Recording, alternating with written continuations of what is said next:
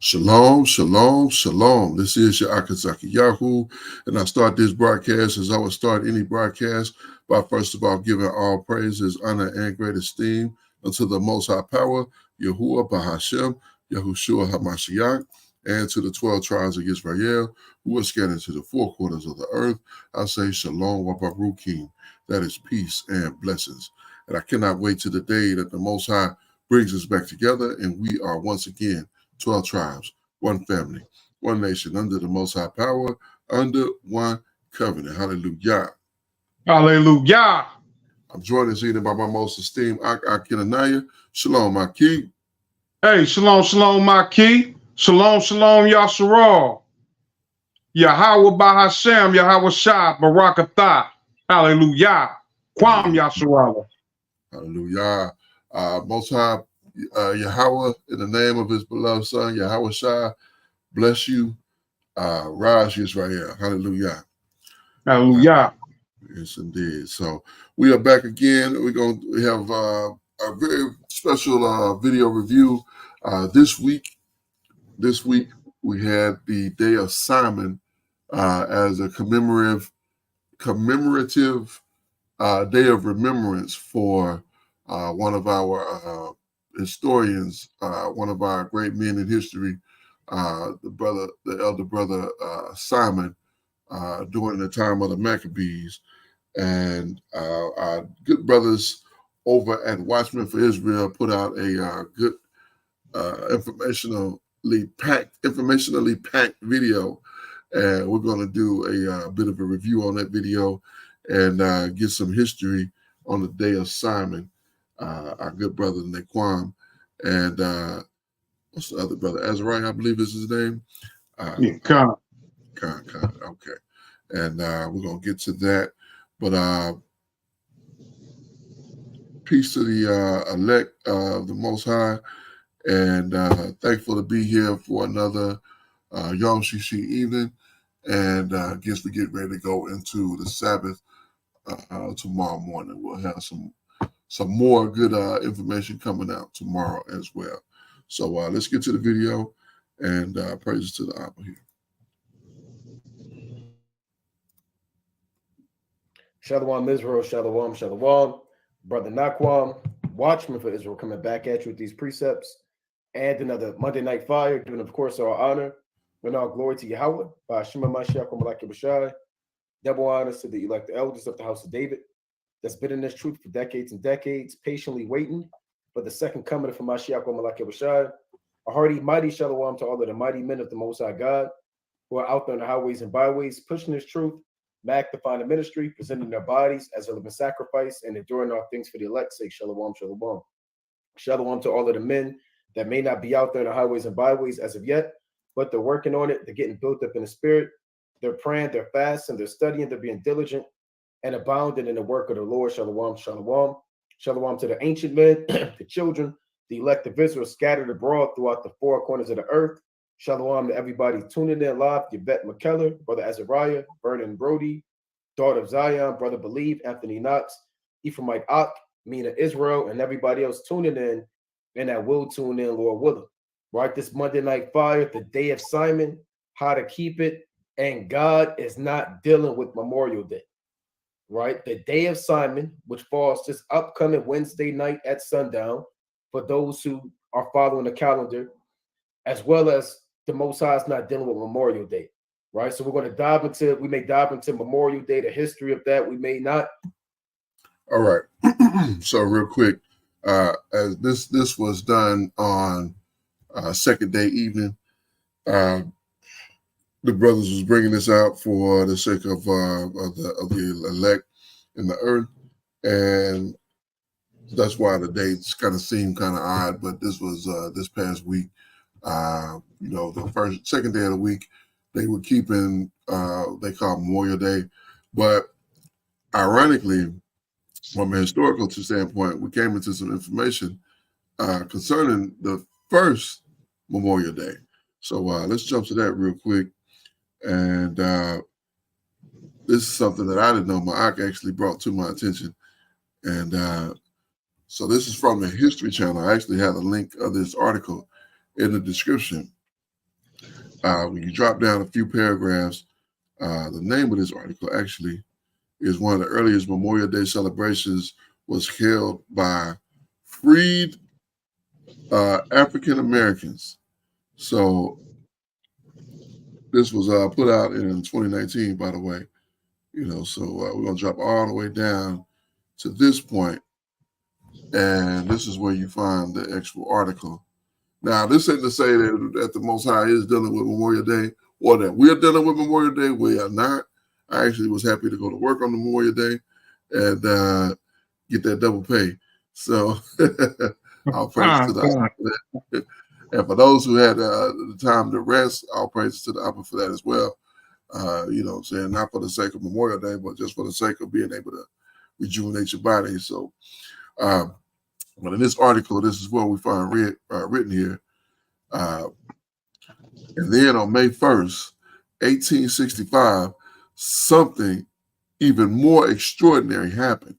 According to two reports that Bright found, that was like it, Blight is the name, Blight found in the Washington Tribune in the Charleston counter, a crowd of 10,000 people, mostly freed slaves, with some white missionaries. Is that right? Yeah, Khan. Okay.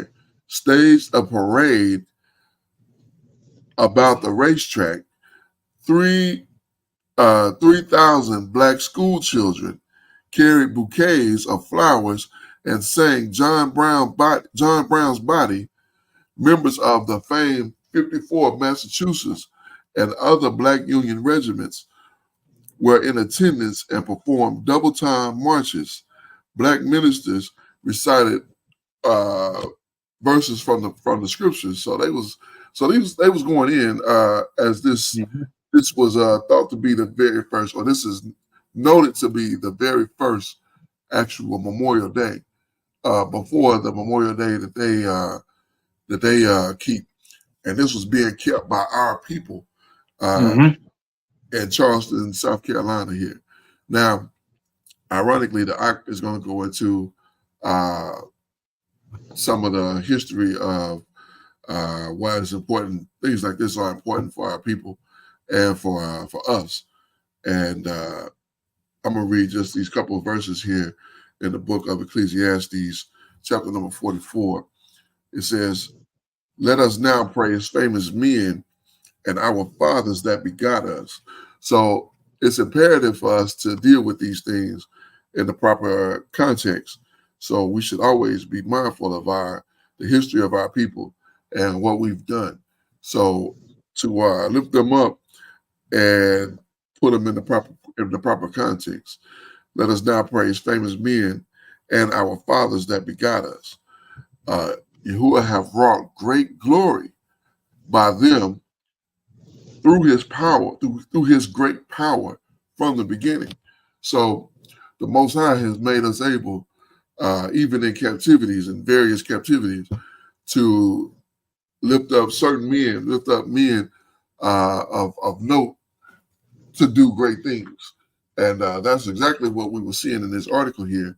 The very first Memorial Day, they were remembering the history of what our people had done in that historical context. So imagine the streets for 10,000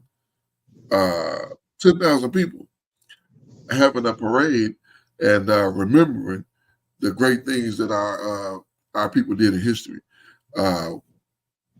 I hate to say it in that context, but in history, but dealing with this Memorial Day, not Memorial Day, but dealing with this Civil War situation where they were able to go in and fight for I don't want to say the freedom because we're still not free, but fight for our ability to be able to move about and less restrained. How about that?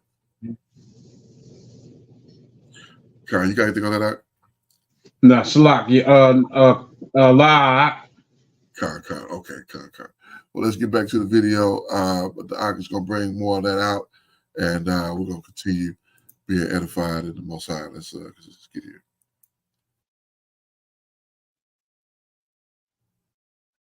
On this day of Simon, because Yahweh Bashmel has commanded us to keep these feast days with gladness and with mirth. We have to know who our forefathers are, who our forefathers were, what works that they have done to magnify the name of Yahweh Bashmel Shai, what salvation was wrought in their hand by the hand of the Creator, Yahweh Bashmel Shai, how they delivered Israel, time in and time out, sacrificed their bodies, their lives, and put their whole life on the line to save the church, right? So it's imperative that as much as these other nations magnify their forefathers and magnify their folly and madness that they get into with their holidays and religion, how much more the sons of God, right? The sons of the living God. So I want to go into Slaki, I want to go to Ecclesiasticus chapter 44, and I want to read verse 1. Right? This is Ecclesiasticus and the Apocrypha chapter 44 and verse 1. It reads, "Let us now praise famous men and our fathers that begat us. The Lord hath wrought great glory by them through his great power from the beginning." So you have entire chapters where the Most High praises our famous men, right? Throughout Sirach 44, 45, 46, etc. on, you read about mighty men. You read about Moses, you read about David, you read about Noah, you read about Enoch, you read about Jacob, Isaac, Abraham, all of our righteous forefathers. You read about Simon, Onias, these different men. It says, let us now praise famous men and our fathers that begat us. Right? Again, a so-called white man, he praises his famous men. He has an entire mountain carved out with the faces of rapists, robbers, pedophiles, child molesters, and murderers, man. That has become a world attraction, which you know as Mount Rushmore, a land that they took.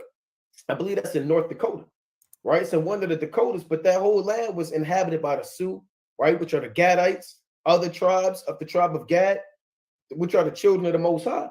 They slaughtered them, raped them, robbed them, killed them, enslaved them, sold them, assimilated them, isolated them, and relegated them to a small portion of the land, took one of their mountains that was used for their purposes and carved out the faces of their oppressors in it, man. So they praised their famous men. Yeah. They have their men on the back of dollar bills. They have their men on the back of that Alexander Hamilton, George Washington, Ulysses S. Grant, right? Benjamin Franklin on coins and paper bills and fiat currency.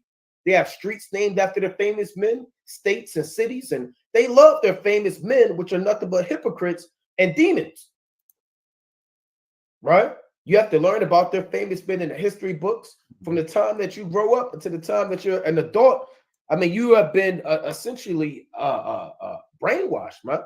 To learn everything about their famous men and their fathers that begat them. But the Most High is giving you a day, which is not today, but it's Wednesday night at sundown, to praise the famous men and our forefathers that begat us. Right? And right now, we're going to focus on Mattathias, Judas, Simon, Jonathan, and the men that came out of them that wrought salvation as saviors for Israel. Right? I'm going to read Sirach 44 and 2 again. The Lord hath wrought great glory by them through his great power from the beginning, such as did bear rule in their kingdoms, men renowned for their power, giving counsel by their understanding and declaring prophecies. Right? Leaders of the people by their counsels and learning, meet for the people, wise and eloquent in their instruction. So these weren't just nobodies, man. And they weren't just leaders of a basketball team, a professional team, or leaders of a club or a gathering. These were leaders of the Most High's chosen people. Like even Solomon said, he said, how can I judge so great a people? So he prayed for a discerning heart that you read about in Wisdom of Solomon, the 9th chapter, as well as First Kings, the 3rd chapter. You know, and Wisdom of Solomon, the 8th chapter, you read about that as well. So these were leaders of a blessed, chosen people. These men set up instructions, right? These men enforced holy days. These men delivered their people from the hand of their enemies. They went to war. They killed men, women, and children of the other nations for their God and their people, right? Verse 5. Such as, and this is a beautiful, when you read Ecclesiasticus 44, 45, 46, 47, 48, 49, all of those chapters go into our mighty forefathers. All right. Even 50. right? When you read Sirach, the 50th chapter, right? This is Sirach chapter 44 and verse 5. Such as found out musical tunes and recited verses in writing, like who? David. He wrote psalms and he played the harp. Solomon, he created and invented instruments of music, right? It says rich men furnished with ability, living peaceably in their habitations, like who? Abraham, Isaac, Jacob, living peaceably. Other kings, right? These men are the men of renown, the men of old. And you should know your forefathers off the top of the head, man.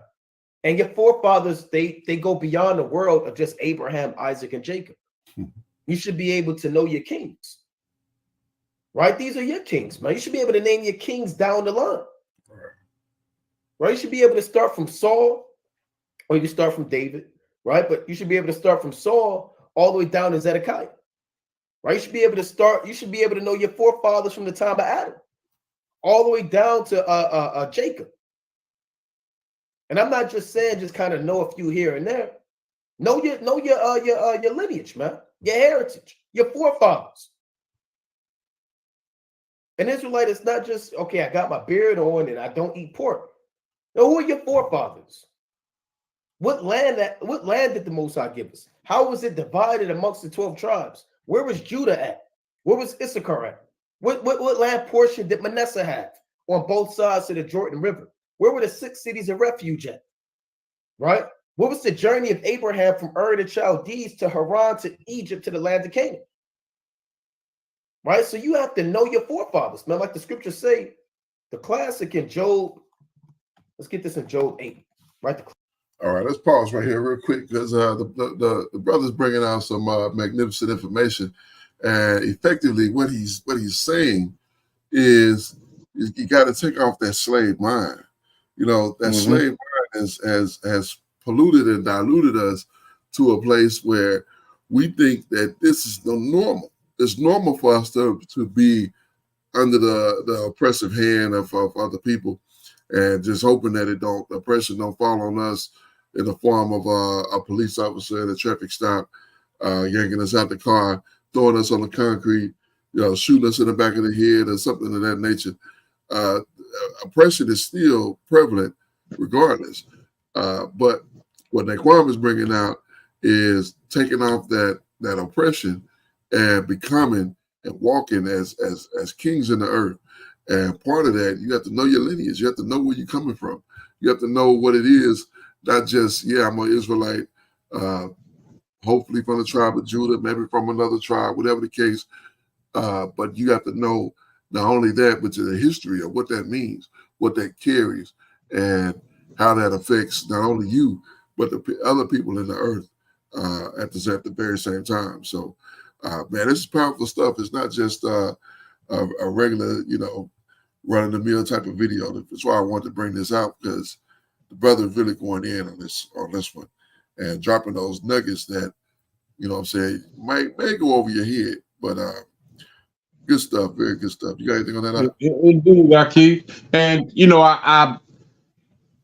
I can't say that I remember all of the king's names, you know what I mean, from Shaul to Zedekiah, but man, it was a blessing just to read their story. You know what I mean, and looking forward to getting back into it. And we come from a rich history that doesn't just end with those kings. Like, our story has continued here in captivity. Stories of our brothers and sisters in other captivities. Like, this all continues, and I'm sure we can look back. All of us, spread abroad, can look back at what we read in the scriptures and identify ourselves from what we read. Hallelujah. Indeed, 1,000% on that. All praises to the Abba. Let's continue here. But this is good stuff. So be mindful. Hope you got your pens and your pads and you got ready to take down some notations, because this I be dropping some heavy knowledge. So let's continue. Classic precept. Job chapter 8 and verse 8. For inquire, I pray thee, of the former age, and prepare thyself to the search of their fathers. So you have to inquire, meaning you have to ask. You have to seek out who these men are. Hold on, let me get the brother right backstage. Shalom, King. Shalom, King. And so you have to inquire, man. It's not when you inquire, it doesn't mean it's going to be handed to you. Nobody's going to hand you who your forefathers are. It's not going to be in a sheet of paper when you turn 20 years old and you're fit for war. And somebody says, here's Adam, Seth, Enos, Canaan, Mahalalel, Jared, Enoch, Methuselah, Noah, or Lamech, Noah. They're not going to give you that. You got to seek it out. You have to read Genesis, right? You have to go into the Table of Nations. You have to read the history. You have to read the writings, right? You have to read these accounts. You have to search it out. It says, I pray thee, meaning please, of the former age. So you got the present evil world. The word age represents, or it means world, right? So you have different worlds. You have the elder world during the time of Adam, right? You have the world to come, which is the kingdom of heaven. And then you have this present evil world. So you want to look out the former world or the former age, right? The pre-flood age, right? When the sons of God were walking up and down in the earth in the name of Yahweh, Bashmi Yahushua. You want to inquire of the classical age, the iron age, right? The bronze age of our fathers, what they call those different time periods, right? It reads, and prepare thyself to the search of their fathers. So you have to prepare your mind because it's going to take time. It's going to take dedication. It's going to take studying these names, the dates, the maps. You have to prepare yourself and count the cost when you begin to search out your fathers. And a quick point, when you watch that movie, Antoine Fisher, the brother, he didn't know who his father was, right? But, you know, he met his woman, he was in the Navy, right? And it kind of, the Most High put it in his heart in that movie to say, hey, look, I got to find who my father is. So he had to prepare himself. Man, this guy, he bought the yellow pages, damn white pages, right? He was calling every number. He knew how much time it would take, and he had to leave base for a minute. He had to travel. He had to prepare himself to find where his earthly father was. How much more your forefathers of old, right? Verse 9. It's like your Job chapter 8 and 9. It reads, for we are but of yesterday and know nothing, because our days upon the earth are as a shadow. So we don't know anything, man. I mean, how much? I mean, what do you really know? Your great-great-grandfather Earl, Leroy Brown. Maybe you knew that he came from South Carolina.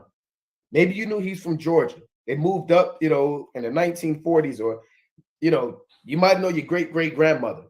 Everybody tends to know their mother's side more than their father's side due to the curses. You know, your great-great-grandmother and so-and-so. We don't know nothing, man. And we're not here too long. So with you not being here and longevity, being here in a brief moment of time, being here as a shadow, you have to seek out knowledge in the land of the living while you can. Because searching your fathers are going to show you how to move. Mm-hmm. They're going to tell you the things that they did wrong. You read these accounts, the sins of our kings, of our forefathers. And they're going to tell you how they repented, how they came back. Right? You're only here for such a short period of time. If you don't search out your forefathers, how are you going to learn? You don't read Genesis, Exodus, Leviticus, Numbers, Deuteronomy, Joshua, Judges, Ruth. You don't read these accounts. What the hell is going to happen to you, man? You're never going to know anything. Because you're not going to know what they did that was pleasing in the eyes of the Most High, right, and their transgressions. Right? Verse 10. Shall not they teach thee and tell thee and utter words out of their heart? So when you read Maccabees, you're being taught. Doesn't mean that Judas has a textbook and he's breaking the scriptures down to you. When you read about Jonathan, you're being taught. You're being taught of courage. You're being taught of discipline. When you read about Eleazar, Onias, Reyes, these men, you're being taught based off of the example that they have set before you. And you seek your forefathers by getting into these scriptures. Right? Doesn't mean you travel the earth. Your forefathers are there, and they're going to teach you and utter words out of their mind. Right? But you got it, King. Khan, that's right. And that made me think about it too.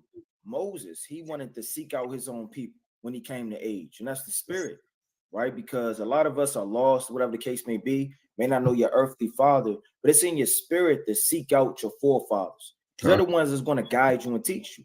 Right? I want to go to the mighty book of Acts chapter 7, right, in verse, right, number 20. Right, it's the book of Acts chapter 7, verse 20, and it reads, it says, in which time Moses was born and was exceedingly fair and nourished up in his father's house 3 months. And when he was cast out, Pharaoh's daughter took him up and nourished him, right, for his own son. And Moses was learned in all the wisdom of the Egyptians and was mighty in word and in deed. And when he was full 40 years old, it came into his heart to visit his brethren. And that's us through the spirit, right? Because we live amongst the Egyptians, right? The so-called white man, right? We live amongst the inhabitants of this land that we're learned of, right? His Christianity, right? All of his school systems, his education. Right? We've been learned up in this society, but it's came into each one of our hearts, meaning our minds, to beseech our own people.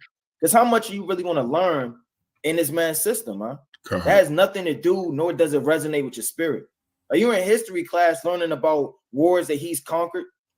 Worrying about how great he is as a man and all of his heightness, his presidents, all of his princes, and all of these different things. What about your people? Right. It came into his heart, just like it came to each and every one of our hearts, right? To visit our brethren, the children of Israel. Meaning what? To know about our forefathers, our history, the battles we won.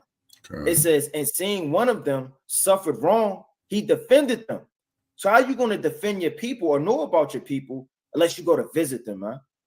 Understand their struggles, their pains, our history, the things that our forefathers have been through, man. It says, and defended him and avenged him that was oppressed and smote the Egyptian. That's spiritual, right? Because once he tapped in to understand, to seek his own people, the Lord put a spirit on him to defend his nation, to rise up for his nation, to know more about his heritage, right? You could get up 1 Corinthians chapter 10 and verse number 6, right? 1 Corinthians, right, chapter 10 and verse number 6, and it reads, it says, now these things were our examples, to the intent we should not lust after evil things as they also lusted, right? Talking about our forefathers. Right. There are certain things and battles they won in glory and righteousness they wrought that we could learn from, and their fall, our wicked kings, the things that they lusted for, all the murmuring, right, in the wilderness. It says, neither be idolaters, as were some of them, as it is written, the people sat down to eat and drink and rose up to play. Right. Neither let us commit fornication, as some of them committed and fell in one day 23,000. Neither let us tempt Yahushua, as some of them also tempted and were destroyed of serpents. Neither murmur ye, as some of them also murmur. So all of these accounts written, not just so we can read them, so that we may learn from them. You can't just have the mentality where if it's just not a law, I'm not going to read it. Right. How you going to build up faith? How you going to know about the accounts? How you going to know the Most High is a man of war? How are you going to know practical knowledge and sense and counsel and direction and leadership from our fathers and things of order that they established unless you read these accounts? It says, and with destroyed of the destroyer, now all these things happen unto them for examples.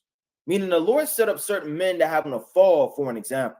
The Lord built up Pharaoh that he may destroy them, that he may declare his name upon the earth. Right? So the Most High does things in fashion for you to learn from. All these accounts of you falling down, you touching fire from the first time, it hurts. All of the accounts and things you go through in life is to learn from it. Right. It says, and that they were written for an admonition upon the ends of the world are come. It says, wherefore, let him that thinketh he standeth take heed lest he fall. Why does it say that? Because a lot of our forefathers were proud. They thought that they stood. They were kings. They were princes. They were nobles and governors, right? They were leaders of the people, but yet they failed. So all these accounts that the Most High has written down, we're supposed to read and go over year after year, month after month, right? Week after week, that we may understand the truth, right? And all of the things that our Most High has put for our learning's sake. You got it. Yeah, and Jake or Israel, you don't have no excuse. There's no excuse, man. You can't say nobody told me. You can't say I didn't know, right? You can't say I didn't know where to find this. It's right in front of you, man. Right? And our forefathers, they recorded these things. Every nation of people have records of what their leaders have done. right? Not just the so-called white man, not just the ancient Moabite man and their marvelous works and so-called things that they have done. The Most High put in our spirit, in our forefathers' spirit, to document these things for you, man, and for us. Right? I want to get this in real quick in Second Maccabees, the second chapter. Right, this Second Maccabees, chapter 2. I want 25. It's like, if I'm not mistaken, right? I'm gonna start at 24. Second Maccabees. I mean, this whole thing is good, man. I'm gonna start at 23. Second Maccabees 2 and 23. All these things I say, being declared by Jason of Cyrene, and 5 books we will essay to abridge in 1 volume. So this, they had a heavy documentation of what happened during the time of the Maccabees, from the time that Antioch or Alexander, the so-called Greek came into power, to the time that John Hyrcanus was on the scene.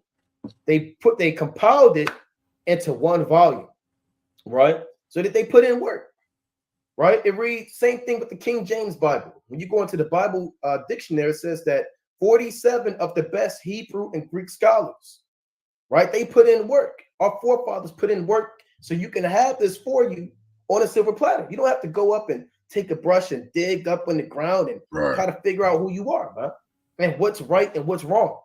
Our forefathers have labored to give us this understanding, right, by the hand of the Most High.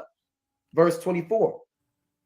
For considering the infinite number and the difficulty which they that desire to look into the narrations of the story, or the variety of the matter. So this is a difficult thing, right? To put these scriptures together, it's not just, let me just write. No, you have to have witnesses.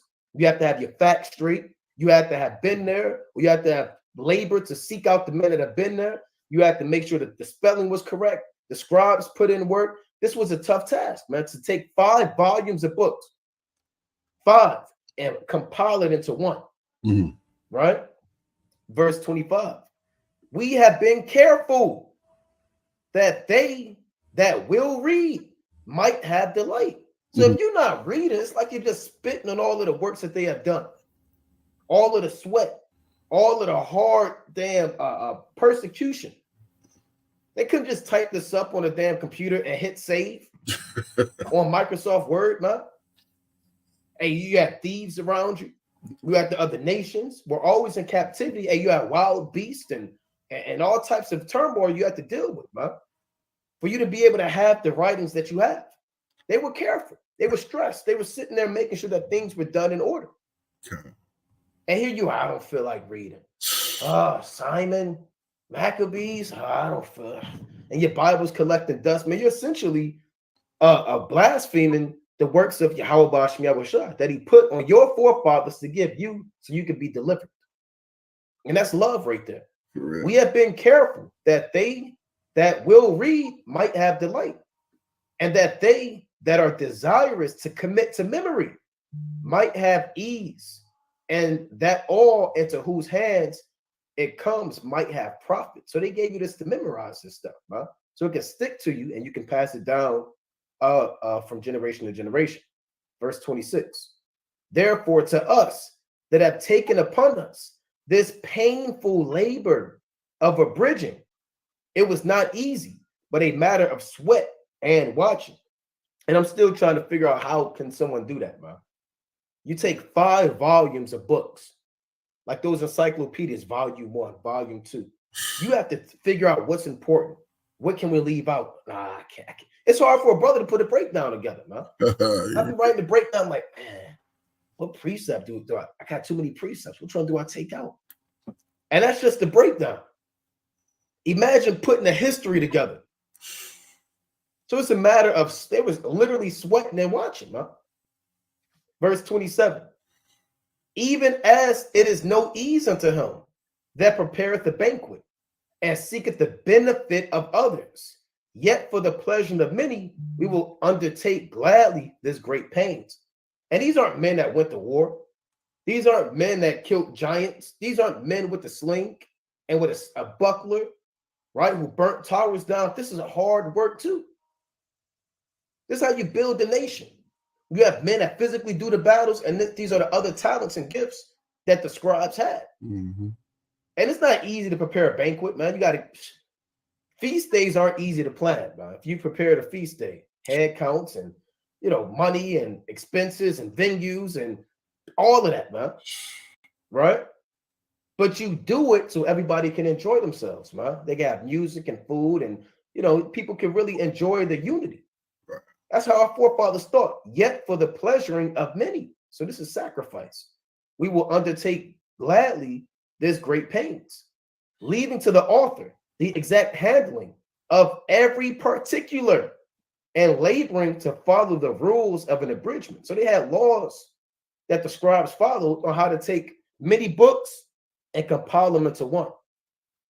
Just like Esau got his laws and the format has to be, this font, double spaced, and they have his laws on how you put papers together, MLA format, and we had laws and rules on how to abridge documentation. Like one more point, like in John in the 21st chapter, John said that, hey, look, there are many things that Yahushua did that the world itself could not contain them. But he said, these things are written that you might believe, paraphrase. Let me get that real quick. I don't want to paraphrase it too much. We'll get one more quick precept. Right, this is John 21 and 25. It reads, and there are also many other things which Yahushua did, the which, if they should be written, every one, I suppose that the world itself could not contain the books that should be written. Right? So the world couldn't contain it. So John had to follow the rules of abridging. He had to put in there what was necessary for salvation. You know how hard it had to be to write down what miracles to put when the world couldn't contain all of them. So anything you read in John, hey, it was selected by pain and sweating and watching, man. All of these gospels, all these accounts. Right, let me read this last one, Salakia. In 2 Maccabees 2 and 29. For as the master builder of a new house must care for the whole building, but he that undertaketh to set it out and paint it must seek out things for the adorning thereof, even so I think it is with us. You got it, King. Khan, that's a mighty point, because it's a lot of miracles that Yahushua did, and it's like, how to pick each one. That'll pull your hair. That'll pull your hair out, man. If you was right there in person, you seen the Lord did this, then he did that. Now he on the move the next day. Don't think the Lord just did all the miracles you just see written in the book, man. He did many miracles, many things, right? So to be able to put a select amount in, that's a heavy lot right there, right through the spirit. Right, I'm going to get Daniel chapter 9 and verse 2, right? Because our forefathers have always left the record. Khan, you got it. I'm gonna make a quick point. One quick point. You might doubt and think that what you put in there wasn't, the top thing. You know what I'm saying? So it can stress you out. Yeah, I want to make that point. Yeah, that's a fact. Right, it's the book of Daniel, chapter 9, and verse number 2, and it reads, "In the first year of his reign, I, Daniel, understood by books the number of the years whereof the word of the Lord came to Jeremiah, the prophet, that he would accomplish 70 years in the desolation of Jerusalem." Right, so Daniel understood by books, understood by the records, understood by the blueprint and the things left behind by the prophets. So we're understanding to this very day on all of the books that the Most High has left behind and all of the records. And even these heathenish, the kings, they have records. Right, when you read the book of First Esdras chapter 6, right, and I'm gonna read verse 21 all the way down. First Esdras chapter 6, verse 21. Right, these heathens, they have records. Right, when you read Esther, right, the 10th chapter, verse 2 all the way down. Right, the Chronicles of the Kings of Persia and Medo and all of these different things. Right, they had libraries, they had books, and they had records.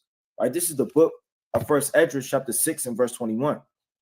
"Now therefore, if it seem good unto the king, let search be made among the records of King Cyrus." So King Cyrus and these heathens, they also had records.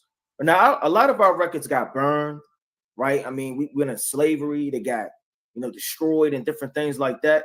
So for our fathers to have kept the records and for the Holy Spirit to be put inside of Ezra to do the work of the Most High and all of these records to be saved for us to read them as it is today, you can't take or neglect that matter. That's heavy, right? There's nobody trying to run up in the Persian-Medo libraries and destroy them. Right, their records are secure, and all of the different history that they had on the left-hand side of the wars that they waged and the wars that they won. Right, they have artifacts and relics and different things like that. They still have those things. It's hard for us to even type in Black history to understand what that is. All it's going to do is take you to slavery. Then you keep digging, and you keep digging, and you're trying to find out who you are. Does it start in 1619? Does it start in the 1800s? Who are my fathers? Where did I come from? Before I came, you understand, from America, where did I come from? West part of Africa. From there, where did I come from? Right? You keep digging and keep digging till you find the root, which is right in front of you, that our forefathers have been creating and writing and mapping out this whole time. It says, and if it be found that the building of the house of the Lord at Jerusalem have been done with the consent of King Cyrus, and if our Lord the king be so minded, let him signify unto us therefore. Then commanded King Darius to seek among the records at Babylon. So you had records at Babylon, you had records of Persia-Media. Like I said, when you read Ezra, the 10th chapter, verse 2 all the way down, right, you had the records of the Persians and the kings, right, in the Chronicles, right? So they had many records and many books. And so at Elpatane, right, the palace, which is in the country of Media, there was found a roll wherein these things were recorded, right? So that's why scribes are very important in the scriptures. Now, you had a lot of righteous scribes, right? Let me get one more through the spirit, right? The mighty book of Matthew, I believe that's 8 and 18.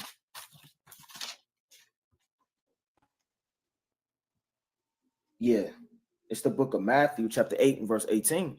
It says, now when Yahushua saw great multitudes about him, he gave commandment to depart unto the other side. And a certain scribe came and said unto him, Master, I will follow thee wheresoever thou goest. So this scribe, what do scribes do? They document and they write things down. Now imagine if he followed Yahushua wheresoever the Lord went, man. How many rolls could he possibly have? He'll run out of paper. Right? The Lord is sitting up there doing this miracle and this miracle. The next day, he's in Samaria. The next day, he's in Jerusalem. The next day, he's in Galilee. Right? If this scribe were to literally follow the Lord and write down all things like the precept the brother put in the book of John, Matthew, it's like the book of John, chapter 21, verse 25, right, that the whole world couldn't contain it. So he said, I want to follow you wheresoever you goest. It says, and Yahushua said unto him, the foxes have holes and the birds of the air have nests, but the Son of Man have not where to lay his head. And another of his disciples said unto him, Lord, suffer me first that I may bury my father. But Yahushua said unto him, follow me and let the dead bury the dead. So, I mean, it was a heavy lot to follow the Lord. And how much more scribe? You understand, with all of the records, the paper, and the different things that they had to document and write down. Right, you got it. And what was written, what we're going into, you got the Day of Simon coming up, right? The Day of Simon is May 29th at sundown, this upcoming Wednesday night at sundown. So every brother should be marking their calendar and keeping this feast day with joy and with mirth and with great gladness. Now, we're not going to read all of first and second Maccabees, right, in every chapter, but that's up to you to read these chapters. You know, we went through the precepts on the importance and sacrifice and labor that our forefathers took to write these things, man. Right? You read about Ezra. He stood up. They wrote over 200 books, man. Ezra and a few scribes. It says Ezra held not his tongue by night, and they wrote by day, paraphrasing, and they ate bread at night. Huh? You read 2nd Ezra, the 12th chapter, the 14th chapter, these different accounts. Right? So the sacrifice that our forefathers put to have these things, man. Right? You should get into reading these scriptures, right? Not only for that purpose, but also for your own learning and your own understanding, right? Now, I want to read, actually, you got it, King Salaki. I got to get this for this thing real quick. Bear with me. Okay, come. Right, and I want to bring this out in First Maccabees, right? It's the book of First Maccabees, right? Chapter 2, and I'm going to start at verse number 50. Right, it says, now therefore, my sons, be ye zealous for the law and give your lives for the covenant of your fathers. And you want to have a father like Mattathias, Mattathias was on fire, right? Mattathias was a priest. He gave the law, right? He had zeal, right? He rebelled against the so-called white man, right? If it wasn't for him setting up his sons right before he passed away and told them, right, their strengths, right? That's also wisdom. That's how you set up a kingdom. You may establish this man as a judge, this man as a leader, right? This man as a captain, this man as an officer, right? This man as a treasurer. All of these things go into running the kingdom, and he knew that through the Spirit. You can't just have everybody doing what they want to do. You have to have order. It says, call to remembrance the acts of our fathers. Why is he charging them this? Because you have to remember the accounts of our fathers. Because if you don't, you're going to get weary and faint in your mind. You're not going to remember how the Most High saved Noah, how the Most High saved Moses and the children of Israel, how the Most High wrought wars and victory right through the hands of his servants and warriors in battle. If you don't remember these accounts, you're going to get weary and start to not have the belief that the Most High can do the things that you know he can do. Right? It says, call to remembrance what acts our fathers did in their times. So shall ye receive great honor and an everlasting name. And Mattathias has an everlasting name. No man could take away the name Mattathias off the earth ever again. Can't take away Judas Maccabees, man. Can't take away Simon and Jonathan. You can't take these men's names away. It says, right, I'm going to read this 52. I'm not going to read all the way down, but I'm going to just read 52. It says, was not Abraham found faithful in temptation? Right, so he's going into a speech, right, and exhortating his sons and the rest of the nation, right, to be zealous and be strong for the works of the Most High. And it was imputed unto him for righteousness. So if your father's sitting you down like David did Solomon, like Mattathias did his sons, like Most High willing everybody on this live that has children are going to do their children, right? How much better would our nation be? Right? The Lord said, let me get one more precept, right? In the book of, I believe that's Psalms chapter 75, right? Right, Salaki 78. Right, Psalm chapter 78 and verse number 5. Right, and it reads, it says, for he established a testimony in Jacob and appointed a law in Israel, which he commanded our fathers, that they should make them known unto their children. So we're commanded to teach these laws and these accounts to our children, that the generation to come might know them. Because what happened in Judges, the 2nd chapter, verse 10 all the way down, there rose up a new generation that didn't know the acts of the Most High, didn't know the miracles and the things that he wrought during the time of the wilderness, that didn't go to war, right? And the Lord had to deal with that nation, right, that generation differently than he dealt with the one before. It says, for he established a testimony in Jacob and appointed a law in Israel, which he commanded our fathers, that they should make them known unto their children, that the generation to come might know them, even the children which shall be born, who should arise to declare them to their children, right? That they might set their hope in Yahweh and not forget the works of God, but keep his commandments. And that's what we can't do. Because in Deuteronomy, the 8th chapter, right, the second to the last verse, it speaks about forgetting the Most High. It speaks about Deuteronomy chapter 32, waxing fat and forgetting the works of the Most High. That's why we have to read these accounts and remember the works of our fathers. And I want to go back to this chapter, and I want to read. I want to jump up a little bit, right, and just to give the names of Mattathias, right, to add to what you was going into. Now, this first Maccabees chapter 2 and 1. Now, when you read the first chapter, right, you read about the history of how the Greeks came into power. They took the Persians down. You understand, and they established their kingdom from around 331 BC or so. Out of them came the Seleucids, right? The Ptolemies, the men of Cassander, Lysimachus, all of these different horns or wings that came out of the Greeks, you know, and then Antiochus Epiphanes came out and he came into power. And he's the one that was responsible for desecrating the temple, setting up the abomination that make it desolate, and destroying Israel from off the face of the earth. Mattathias, he rose up and he rebelled against the authority of the wickedness and the wicked decrees. And he set up what you call the Hasmonean dynasty, right? And you can travel. It's not something that we were taught in this man's school system, but when you go to, you can go to any university, Harvard, Yale, Oxford, Cambridge, and you ask these top historian scholars and professors about the Hasmonean dynasty, they're going to have to admit that it was a dynasty started off with a so-called black man, Hispanic and Native American man, that overthrew the top kingdom on the earth at that time, right? With inferior so-called weaponry, a limited army, resources that, you know, didn't match to what the Greeks had, but yet they overthrew them. So Mattathias, he was the trailblazer and forerunner to establish power and sovereignty for the Jews during this time, right? This is our First Maccabees chapter 2 and 1.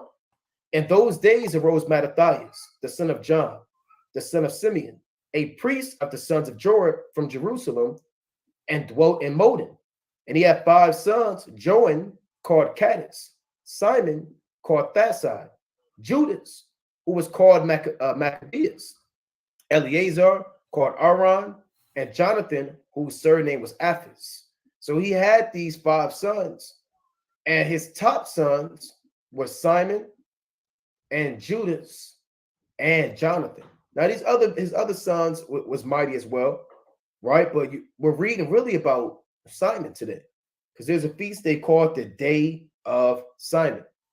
Right now, Simon, he was set up, and I'm gonna jump down to where you left off, King.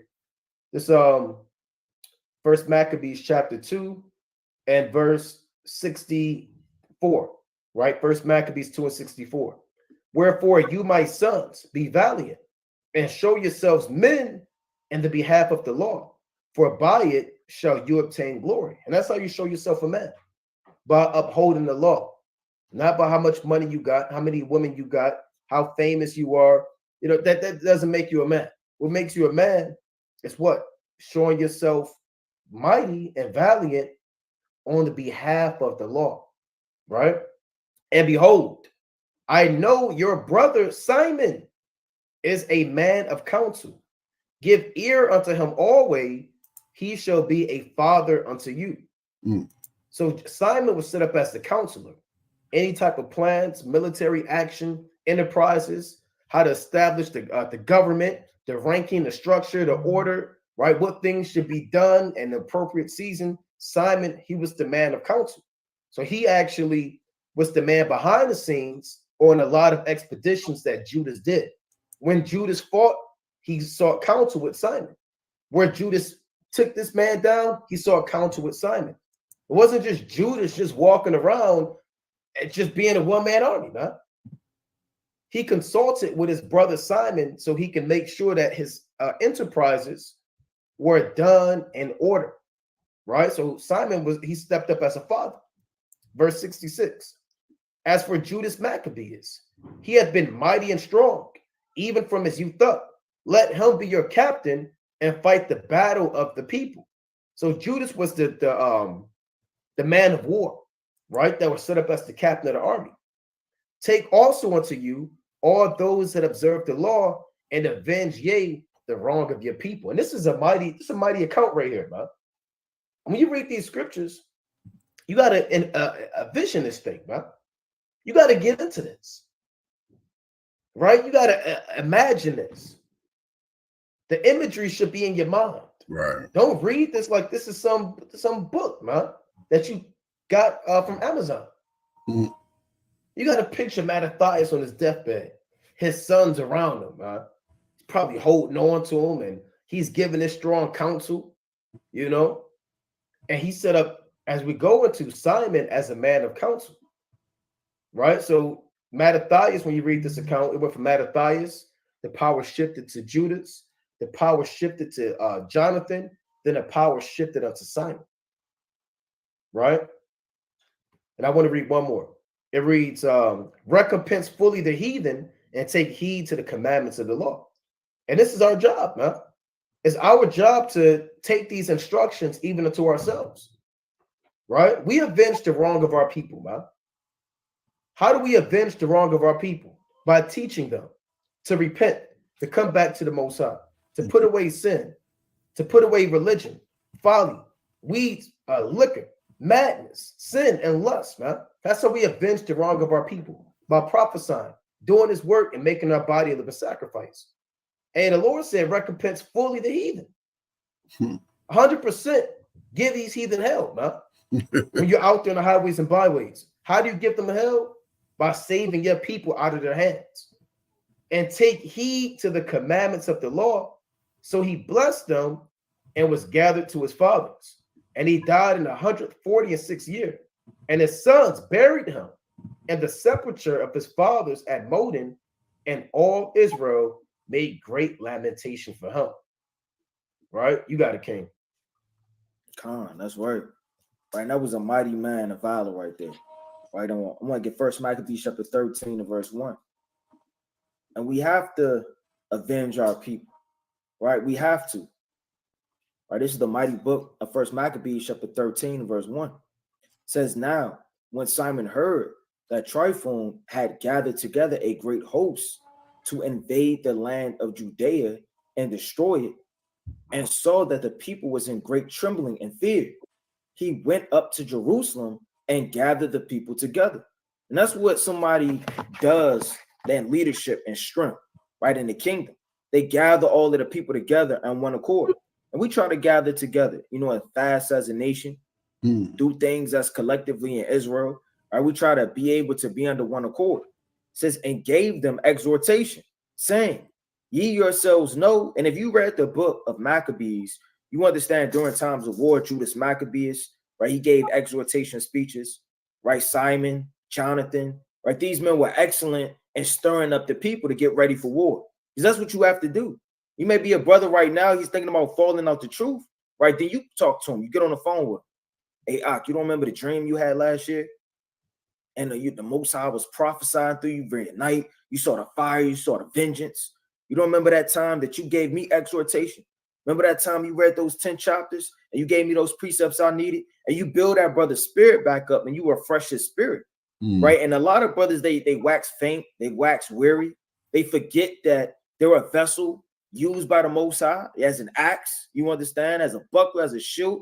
And the Most High uses men, right? And it says, ye yourselves know that great things I and my brother and my father's house have done for the laws in the sanctuary. The great things is wage war.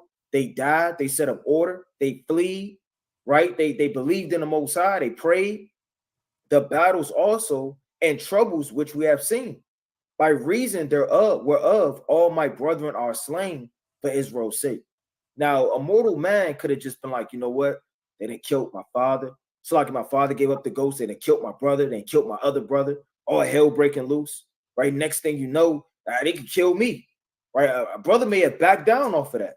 He said, by reason whereof all my brethren are slain for Israel's sake, and I am left alone.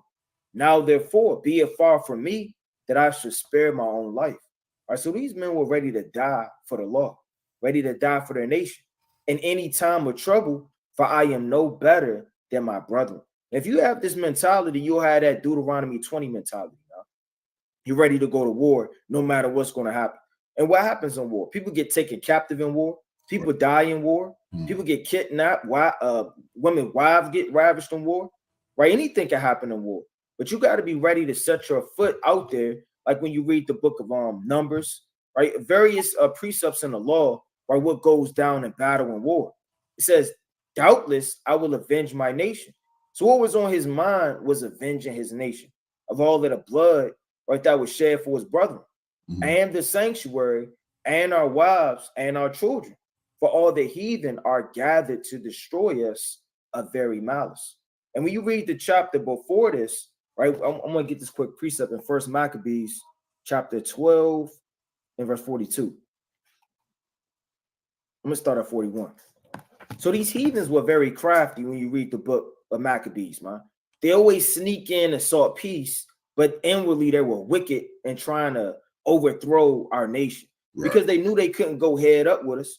That's why they tried these wicked tactics. Just like Esau now, they poison our food. They give us Christianity. They use all of this sorcery because you can't go head up with the men of God. It's the book of First Maccabees, chapter 12, verse 41. Then Jonathan went out to meet him with 40,000 men chosen for the battle and came to Bethshan. So he poured up deep. You understand? It says, now when Tryphon saw that Jonathan came with so great a force, he durst not stretch his hand against them. Meaning he knew he couldn't go to war with the men of Israel, man. And we know you know that. That's why this craftiness and this sorcery has to be played.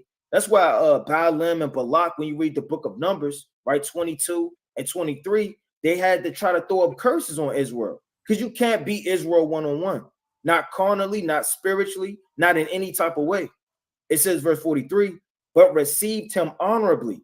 Now we know he doesn't want to receive him honorably, but he's playing the game. He's playing the 50. He's being crafty, and commended him unto all his friends, and gave him gifts, and commanded his men of war to be as obedient unto him as to himself.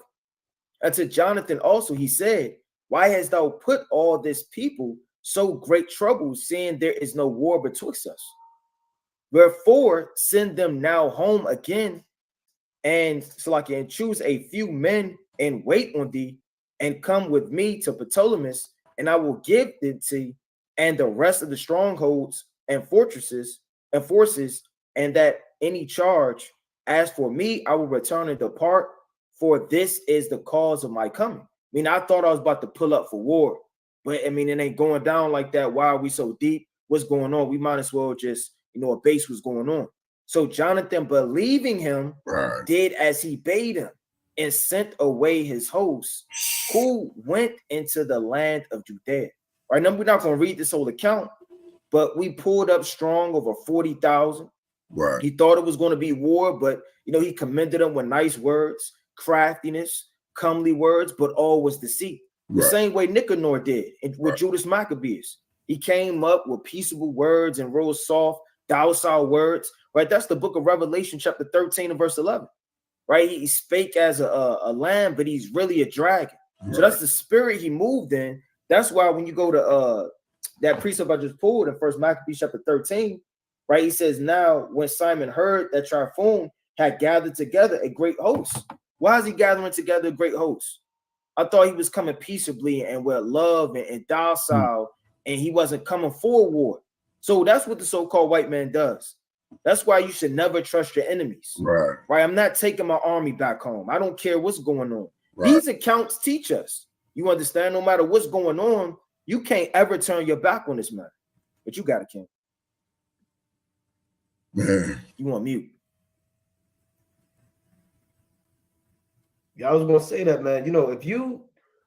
How many times do you read Maccabees? Like, you reading it, but you're envisioning it, and like, damn, man, you already know what's gonna happen. Right here they come, and Esau with his guile, his craftiness, his deceit, and it's really written for your learning, man. How you're supposed to deal with your enemies.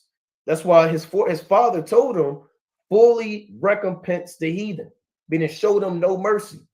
Don't play around with Esau. Don't sit around and get drunk off his wine. Don't become his friend. Don't become his right-hand man. Right? Set him not by thee, man. He said, recompense fully the heathen, man. Right. And that's beautiful instruction. So, Jonathan, unfortunately, like all of our forefathers, right, fell short, man. Yeah. And he sent away his army to deal with these heathen. Right? So Jonathan, when you read this account, he ended up getting taken captive and ultimately got slain. Right. When you read this account. Now, this is actually I want to jump down to I want to read 52. Right? This First Maccabees chapter 12 and verse 52. Whereupon they all came into the land of Judea peaceably, and they bewailed Jonathan and them that were with him, and they were sore afraid. Wherefore all Israel made great lamentation. Then all the heathen, same thing as Psalms 83, right? Psalms to all these scriptures, right? Then Lamentations 2. Then all the heathen that were round about sought to destroy them. For, said they have no captain, nor any to help them. Now therefore, let us make war upon them and take away the memorial from amongst men. Right. It's the same thing in Daniel. Let me get this precept in Daniel 7th chapter. Right? Same thing, these heathen sought to make war against Israel. Right? This Daniel chapter 7 and verse 21. I beheld, and the same horn made war with the saints and prevailed against them. Mm. So when we don't have our captain, we don't have our ruler. Now, ultimate captain is who? Yahushua. Right. Right? You can read about that in Joshua, the 5th chapter. Captain of the host of the Lord, right? Mm-hmm. Right? So Yahushua is the ultimate captain. And ultimately, if you don't have men in leadership or authority set up by the Most High, then you're going to have Israel become vulnerable by the vices and wiles of the devil and these heathen. Right? So they make war against us when our leadership is taken out. That's what a so-called white man does what he does to us now. The number one people that he attacks are the priests. Right? That's how Esau, to destroy us first, he destroys our connection with the Most High. So he corrupts our pastors, our bishops, these deacons, these reverends, these men that are supposed to be the most powerful men on the earth. These pastors, if they were in their right mind and knew the truth, they would be gods on the earth. And imagine they're in every hood, every city, right? Wherever Jake is at. So if they don't corrupt that priesthood, then we have a connection to the Most High. And we have power with the Most High.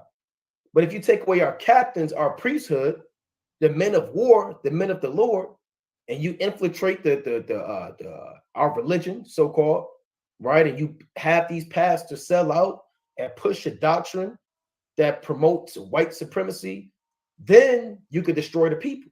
Right. Right? And that's what you do in war. Two classes of people are the most important: the warrior class, right, which is the military, and their priestly class. If a nation doesn't have men that are in either office, then you're going to have your way with that nation. It's going to be a complete massacre. Mm. It's the nation, they're not going to call upon their God, and they don't have a military to defend them. Right? So that's what the so-called white man, he took our military down, and he took our priests down. And that's what it's telling you in at 1 Maccabees 12. They took Jonathan out. Jonathan wasn't just a captain. He was also a priest. He's a Levite. A lot of these men had dual offices. Right.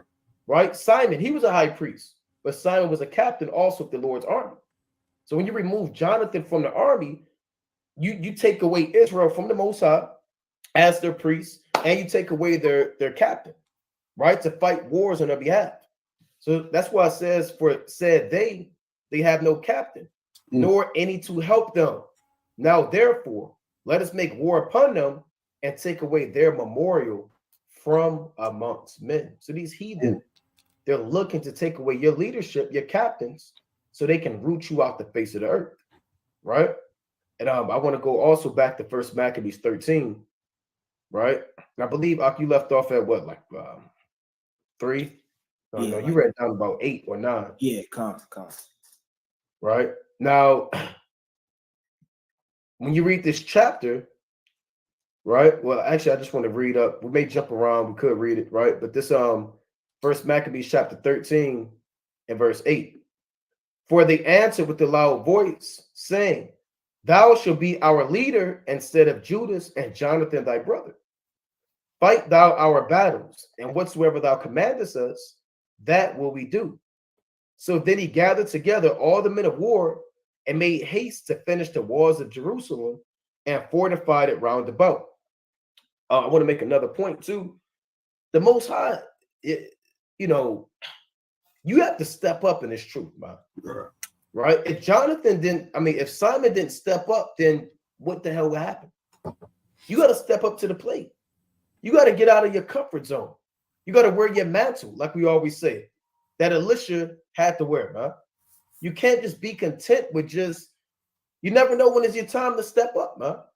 And your time is going to come in Israel where a lot of prominent men or men of the Lord, they're going to be taken captive, gathered up in the night, snatched up in the night, tortured, slaughtered, man. And then what is Israel going to do?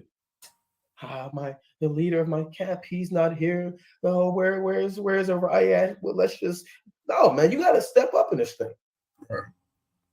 Right? And follow the examples of our forefathers that were of old, man. What if Joshua didn't step up, man? And the men after him? You have to step up in this truth, man. Because men come and go. Men aren't immortal, man. And we could die to death any day, man. And then what? Oh, there's no more videos. All leaders of different camps that their brothers watch, they could all give up the ghost, man. Then what is Israel going to do? Are you going to make you a camp sign and go out there and do the work? Are you going to print out some flyers, man? Are you going to go out there and labor? Or are you just going to put your head down and get rooted off the face of the earth? So there's truth also. You got to step up, man, and stir up your gift and do, it's like you fulfill your calling, you know? And this truth is unpredictable, man. They didn't know Jonathan was going to die. Nobody thought Judas was going to die. Hey, this thing happens, man. The Most High killeth and maketh alive. The Lord said, time and chance happened to them all. So Judas was mighty, but he fell victim to time and chance. Jonathan was mighty. He fell victim to time and chance. A brother can be mighty in his truth. He falls victim to time and chance because man knoweth not his time. So if man don't know his time, you can't sit around and wait on this man to just, be a golden ticket. You got to step up, man. And you got to do the calling of Yahweh Bashmi Awashah. You got to put your brick in, hence the scripture, work out your own salvation with fear and trembling. So it's beautiful that Simon was able to step up into this position that he wasn't expecting to do. But you have to do what you have to do, man. Right? I'm going to read one more real quick. Right? Verse 11. Also, he sent Jonathan, the son of Absalom, and with him a great power to Joppa, who casting out them that were therein, remained there in it. So Tryphon removed from Ptolemais with the great power to invade the land of Judea, and Jonathan was with him inward. But Simon pitched his tents in Adidah over against the plain. Now when Tryphon knew that Simon was risen up instead of his brother Jonathan, and meant to join battle with him, he sent messengers unto him, saying, whereas we have Jonathan thy brother in hold, it is for money that he is owing unto the king's treasure concerning the business that was committed unto him.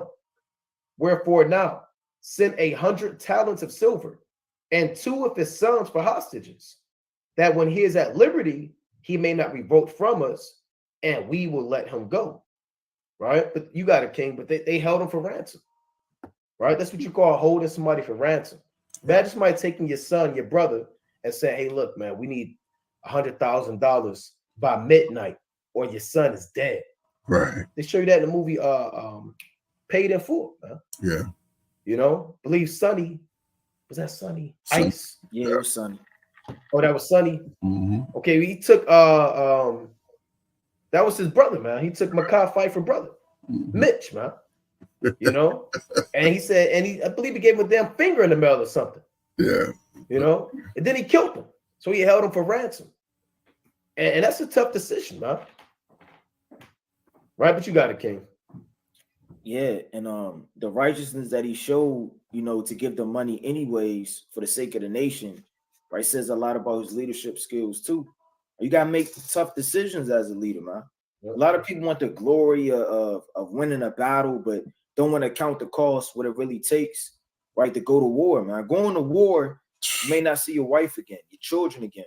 You count the cost that, you might die out here, man. Brothers might run away. You don't know what's going to happen when you set your hand to that plow and do the work, right, and go to war, teach. This is serious. This is life or death. The Lord said, choose you this day, man. Right, so this is serious. This isn't just you just watch the videos and read a couple chapters. It's life or death. When I always think through the spirit about persecution, I always think about that. I always meditate on the days to come. Always meditating on mentally preparing myself through faith, right, and the mercy, if the Most High will allow it, right, for me to be able to endure whatever may come my way through the spirit and whatever lot and cup the Most High gives me. That's very important, man. I want to get this quick precept too, right, on somebody taking charge and being a leader. This First Maccabees chapter 1 and verse number 37. It says, but said, let us die all in our innocency. So what did the heathen do? They wanted to wage war on the Sabbath day because they knew we were at rest. Mm-hmm. So this is tactics of war. They know we're at rest. They know we're relaxing, right? They know that, we're not going to do too much. So they try to strike us during this time. It says, but let us die all in our innocency. Heaven and earth shall testify for us that ye have put us to death wrongfully. So this is what a man is saying, but then you have another thought. It says, so they arose up against them in battle on the Sabbath, and they slew them with their wives and children and their cattle, to the number of 1,000 people. Now when Mattathias and his friends understood thereof, they mourned for them right sore. And one of them said to another, if we all do as our brethren have done, meaning what? If we continue not to fight on a Sabbath day, we relax, we don't go to war, we be over righteous. It says, as our brethren have done, and fight not for our lives and our laws, the heathen, they will now quickly root us out of the earth. Right. And that time, therefore, they decreed it, saying, meaning decrees happen over time.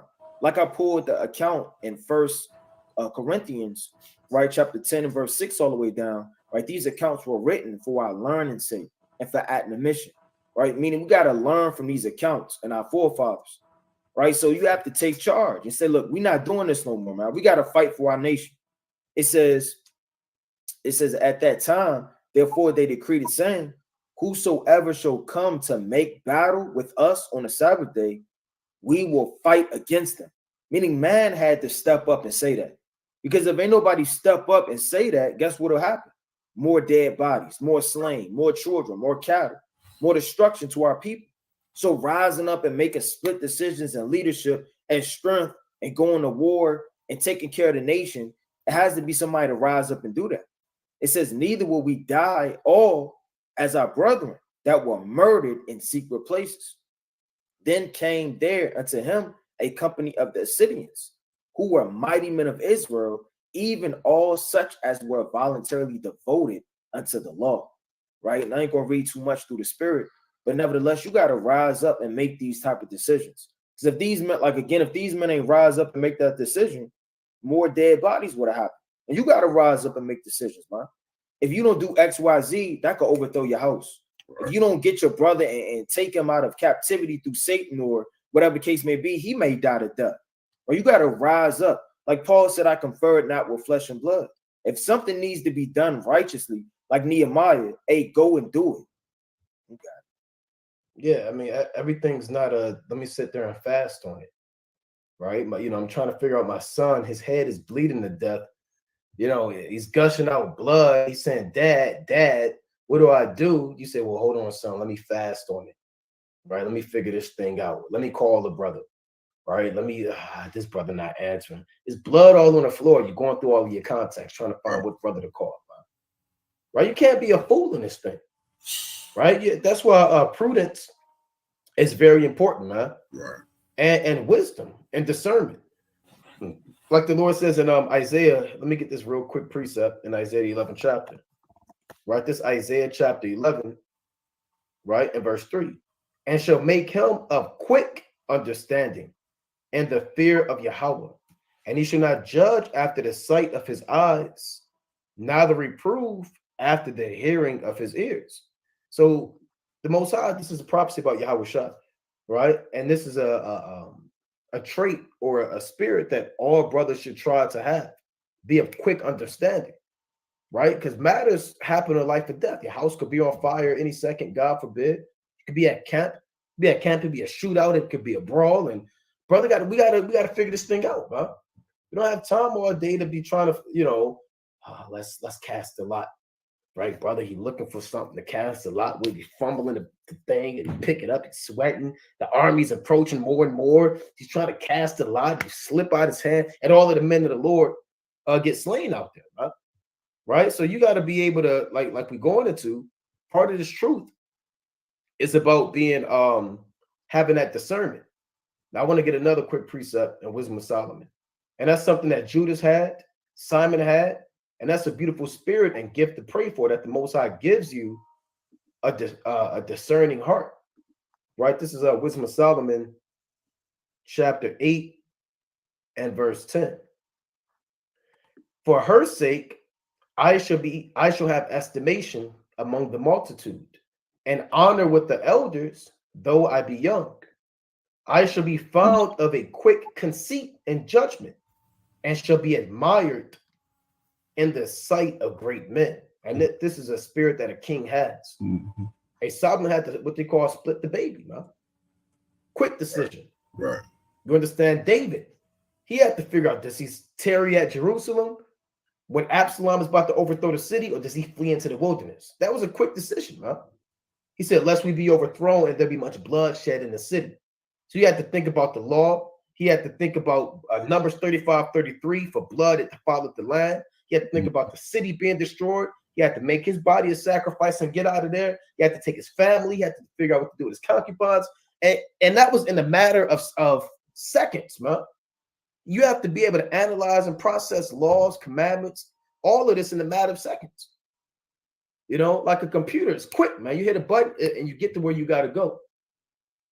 And that comes with wisdom, you know, through the Spirit. It says, I should be found of a quick conceit and judgment, and should be admired in the sight of great men. When I hold my tongue, they shall bide my leisure. And when I speak, they shall give good ear unto me. If I talk much, they shall lay their hands upon their mouth. You see that? So you want to have the gift of the tongue to provide counsel and judgment. And more importantly, you want to have quick conceit and judgment. And this is what Simon had. And that's what made Simon one of a mighty leader for Israel, man. Right? So let's go back to this in a real quick in First Maccabees. Right, 13. Right?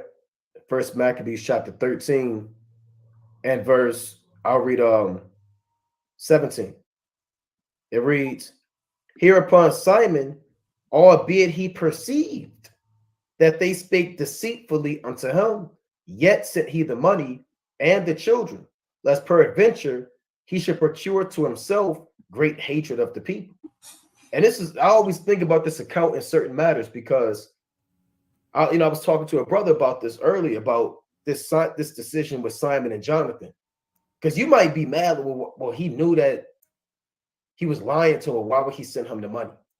Right? He should have just said, hey, look, I'm not sending you the money. Well, that's what you say, man.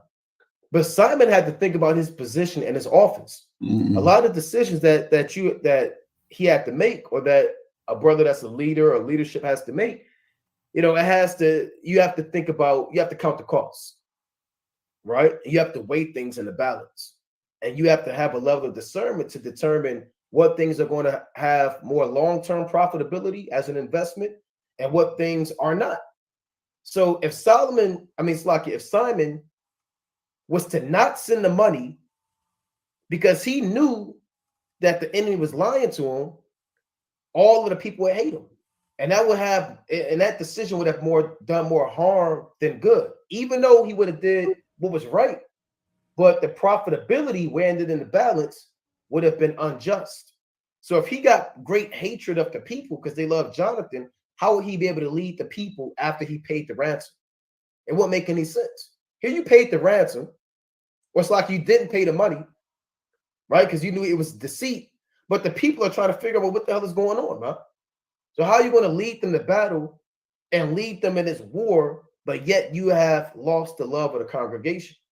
So you have to weigh the love of the congregation for profitability for him and his sons and his sons' sons, and he had to weigh it in the balance with Jonathan. And this is probably one of the hardest decisions a leader had to make in the entire Bible, man, in my opinion, because his own brother was taken captive. So, like we're going into this quick conceit, this is a big deal. Right? One more, it reads, who might have said, because I sent him not the money and the children, therefore is Jonathan dead. So he had to send him the money, take a hit out his treasury. He gave the money knowing the enemy was lying to him, but the people were satisfied. So he had to think about not only him, but if he procured hatred to the people, how would they follow him and his sons when they were dead? The whole nation would have been overthrown. And that's a tough decision right there, man. Okay. Right? But leaders have to make these tough calls. And you may not agree with it, man. Right? But hey, guess what? You're not in that office for a reason. Right? But you got it, King. Khan, that's right. That made me think of David. Slack, one quick second here. Man, that's such a powerful insight that the Ak bringing out. That makes me think about the fact that in various situations, you may be in a situation, you may be in a circumstance where you forced to make a decision and you got to make it on the fly, and you may even make the wrong decision. It could be A or B. You select B, and you should have went A. You know what I'm saying? And in that situation, like he waited, and it was sensible to go ahead and pay the ransom just for the edification of the people. Because if he didn't pay it, then the people would have been like, you let our brother get put to death. You know what I'm saying? But if he didn't pay it, if he did pay it, then what ultimately happened? You know what I'm saying? Yeah, so they would have looked at him as weak, you know? Exactly. So, you may be between a rock and a hard place in a situation, and you just got to do the best you can in that, and, own what you do. Don't be like making excuses and trying to backpedal and say, well, this is all I didn't have any other option, whatever the case. It is what it is. This is what we had to do. I tried to get my brother back, and this dang heathen, did what heathens do. But, I did the best I could to handle it. And, so every decision may not be the right decision, but through the Spirit, understanding the laws, and the writings, Most High willing, we make the right decisions and at the right time. That is important. But just know, if you make an error, you just got to make an adjustment because we're humans, we're men, and you may go the wrong way. That's why you got to seek counsel from the Most High. Indeed, I was thinking the exact same thing. Not to cut you off, but seeking counsel early, while he may be found, from the Most High, and also desiring an outcome where the Most High gets the glory. Right. I think if we're able to do those things perhaps things still don't go the way that we intend for them to go, but the Abba will still be pleased with us. And we know that when that happens, things work out well for us, even in death. Yeah, indeed. You think about that situation because he's covered quite a bit, but you think about the fact that, when he came to him, was like, why you got so many men with you, and send your army away. If he'd inquired of the Most High, like, Abba, should we load up? You ready to ride on it and handle it? And if he'd have gave him right back. But consider that, during the time of during the ancient times, when we read in the text and you see situations like that where you inquired of the Most High, we don't have that now. We can't just go to a man and say, what does Abba say? What does Abba say about this? Or what does Abba say about that? You know what I'm saying? We gotta through the Spirit do our best. And man, he was dropping some jewels on here because he's talking about what if the leadership gets taken up, gets taken off, and what you gonna do? What you do without the elders that we have, without these men that we can look to and say, what do we do? How we handle this situation? You know what I'm saying? Like, man, that's some deep thought. You know what I'm saying? Yeah. So interesting stuff. But let's continue here. We're just about to the end of this thing. Well, we're about halfway through. So here we go. When all the people speak about stoning him, right now he was catching all of that hell. I mean, people will turn on you, man. You could be the king today, and they could want to kill you tomorrow, right? So those decisions and things that happen is going to all fall on the king, and you know that through the Spirit. Because all things fall on the man when the bills ain't paid. Mm-hmm. All things fall on the man when the children are hungry. Mm-hmm. Things are going to fall on the man, right? Whether you're a father, a husband, and or a leader, right? Through the Spirit.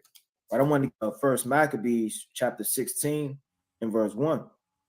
So Simon had the same spirit his father gave to him before he gave up the ghost, and that just shows you, the spirit that they all moved in. This is First Maccabees 16 and 1. Then came up Jonathan from Gezerah and told Simon his father what Syndebius had done. Wherefore Simon called his 2 eldest sons, Judas and John, and said unto them, I and my brethren and my father's house have ever from our youth unto this day fought against the enemies of Israel. And these things have prospered so well in our hands that we have delivered Israel oft times. But now I am old, and ye be God, Salaki, and ye by God's mercy are of a sufficient age. But ye instead of me and my brother, and go and fight for our nation, and the help from heaven be with you. Right now, your grandfather, when he dies, I mean, what happens? You don't even call him. You barely talk to him. He don't leave you a will. He gives you no direction. Right? Our nation is destroyed. It used to be like when David was about to give up the goats, he told Solomon. Right? When Tobin and Tobias, right? You have Simon, right, and his children, right? All of these different things, Judas and John, right? When you before you give up the ghost or get to a sufficient age, right? Like the brother pulled a precept earlier, Job 8:8, you have to quiet, I pray thee, of the former age, and prepare thyself for the search of thy fathers. Because your father's going to teach you ancient wisdom. Right. He's going to teach you ancient wisdom. He's going to give you exquisite parables. He's going to show you battle, the things that he's lost from, and the situations that may not have been good that he took, right, for you to take another way. And he's going to set you up in the way you ought to go, like Mattathias did his sons, and like Simon is doing his sons. Right? I'm going to read 3 again. But now am I old, and ye by God's mercy are of a sufficient age. Be ye instead of me, right? Meaning take my charge and my brother and go and fight for our nation and help, and the help from heaven be with you. So each one of the times that they gave up the ghost, it was always somebody to stand up in their stead, stand up in their stead, stand up in their stead. And that's the spirit that we got to be in, that next man up, man, because you never know, like we saying, when you're going to give up the ghost or when the Most High is going to take you. Right? How about you wanted to bring that out through the spirit? Come. And they had that's generations, man. From Mattathias. You know, Mattathias was taught by his father, man. Mattathias to Simon to John. And you read that, I had that actually pulled up, that this Hasmonean family tree, man. When you look up the Hasmonean dynasty, I mean, this is years and years. Mattathias, right, all the way down to Simon, right down to John Hyrcanus, right down to Antigonus, Aristobulus, Alexander Jannaeus, all the way down. So they had these men that were set up. Even after John Hyrcanus that we read about in 1 Maccabees 16 gave it the ghost, he passed it on to his sons. Now, eventually his sons started going off and, you know, started having a civil war amongst themselves, but they did pass down that knowledge and that understanding of who their enemy was, man. Right? But eventually, you know, they let Esau in and all hell broke loose and they started waxing worse. Right? But from the time of Simon and John, they was on fire. Even a little bit of when Aristobulus and Alexander Jannaeus, right, who did a lot for Israel. So they, like the Ariah was saying, they passed this stuff down from generation to generation to generation. That's what 4 generations: Mattathias, Simon, John, Alexander Jannaeus, Aristobulus, all these different men, you know, and they did great things for the nation, man. When you look up the let's see, Hasmonean. I want to see the I'm gonna pull this up on the map. Dynasty on the map, you can see what they did for their nation throughout time. So let me pull this up, and it shows how they expanded throughout the ages. So here's the map legend or map key. Everything in that bright peach kind of color is how they were at the beginning. And then it shows you how they expanded by each color code. And after Alexander Jannaeus is everything they took in the purple. So look how they started. They had Jerusalem, then they expanded. As the colors get darker, it shows throughout time, as the generations of the Maccabees go on, how much land they conquered. And Alexander Jannaeus put in work. So he had everything in the purple, you know. And he essentially restored that kingdom, huh? From Dan to Beersheba, Hamath down to the river of Egypt. And this was in a matter of years. And the so-called white man won't talk about that. Mm-hmm. How a bunch of what you call Haitians today overthrew the so-called white man. Because all these men were Levites. They were all Levites, man. Priests. You know? So they were putting in work, right? Generation after generation. They took over that entire land out of the hand of the #1 military at its time, right? And if you study contemporary history, you would know that they were, again, contemporaries with the Roman Republic. Mm-hmm. The Maccabees, or the Hasmonean dynasty, were strong allies with the Roman Republic. You can read that in 1 Maccabees 8, 1 Maccabees 12.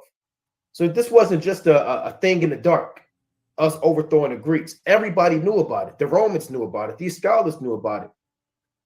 That's why they fear us to this day. They know what we can do with limited resources, man, with limited weaponry. That's why they control and they try to break us down with the food and the air and the water and, you know, the education that they go through everything. They pull every card out, man, because they refuse to have another revolt like this all over again, man. All right. You know? So I wanted to go back to 1 Maccabees real quick, chapter 13. Right? Going back to 1 Maccabees 13. I'm gonna jump down a little bit, right? When you read this account. Now, this is 1 Maccabees chapter 13. And I want to jump down to verse 25. Right? 1 Maccabees 13 and 25. Then sent Simon and took the bones of Jonathan his brother and buried them in Modin, the city of his fathers. And all Israel made great lamentation for him and bewailed him many days. Simon also built a monument upon the sepulchre of his father and his brethren and raised it aloft to the site with hewn stone behind and before. So he was an architect too. Remember, a lot of our kings, they weren't just slaying Goliath with a sling stone, right, and going back and hiding in the cave. Mm-hmm. These men were architects. They were builders. Mm-hmm. They were engineers, right? They were botanists. They were husbandmen. They were priests. They were fathers. They were leaders of the people. They weren't just one-dimensional, right? You don't want to be a one-dimensional man. You can't build nothing. You can't fix nothing, but you know all of the breakdowns, right? You're out of shape. You can barely walk up a flight of stairs, you know, but you can read the book of Genesis. Well, brother, when somebody, God forbid, try to harm your family, you're not going to be able to read Genesis, man. And you're going to have to do what you got to do, man. We're going to be pilgrims on the earth, man. God. All these Big Macs and, you know, hey, these men were men, man. Hey, to know how to build, you got to know mathematics, physics, engineering. And you didn't have to go to Harvard to know this, man. This is our forefathers were wise men. They were geniuses. IQ off the charts, intelligent men. Right, let me read 3 more. It reads, moreover, he set upon 7 pyramids, one against another, for his father and his mother and his 4 brethren. Now, the so-called white man, he can't build a pyramid. Even to this day, he's trying to figure out how in Egypt, how did they build those pyramids? He said aliens had to come and do it. There had to have been some type of external life force to build the pyramids in Egypt. Right? He still doesn't know. Let me see. Let me type that in real quick. How were the pyramids built? Look, scientists and engineers are still debating. It's been 4,000 years.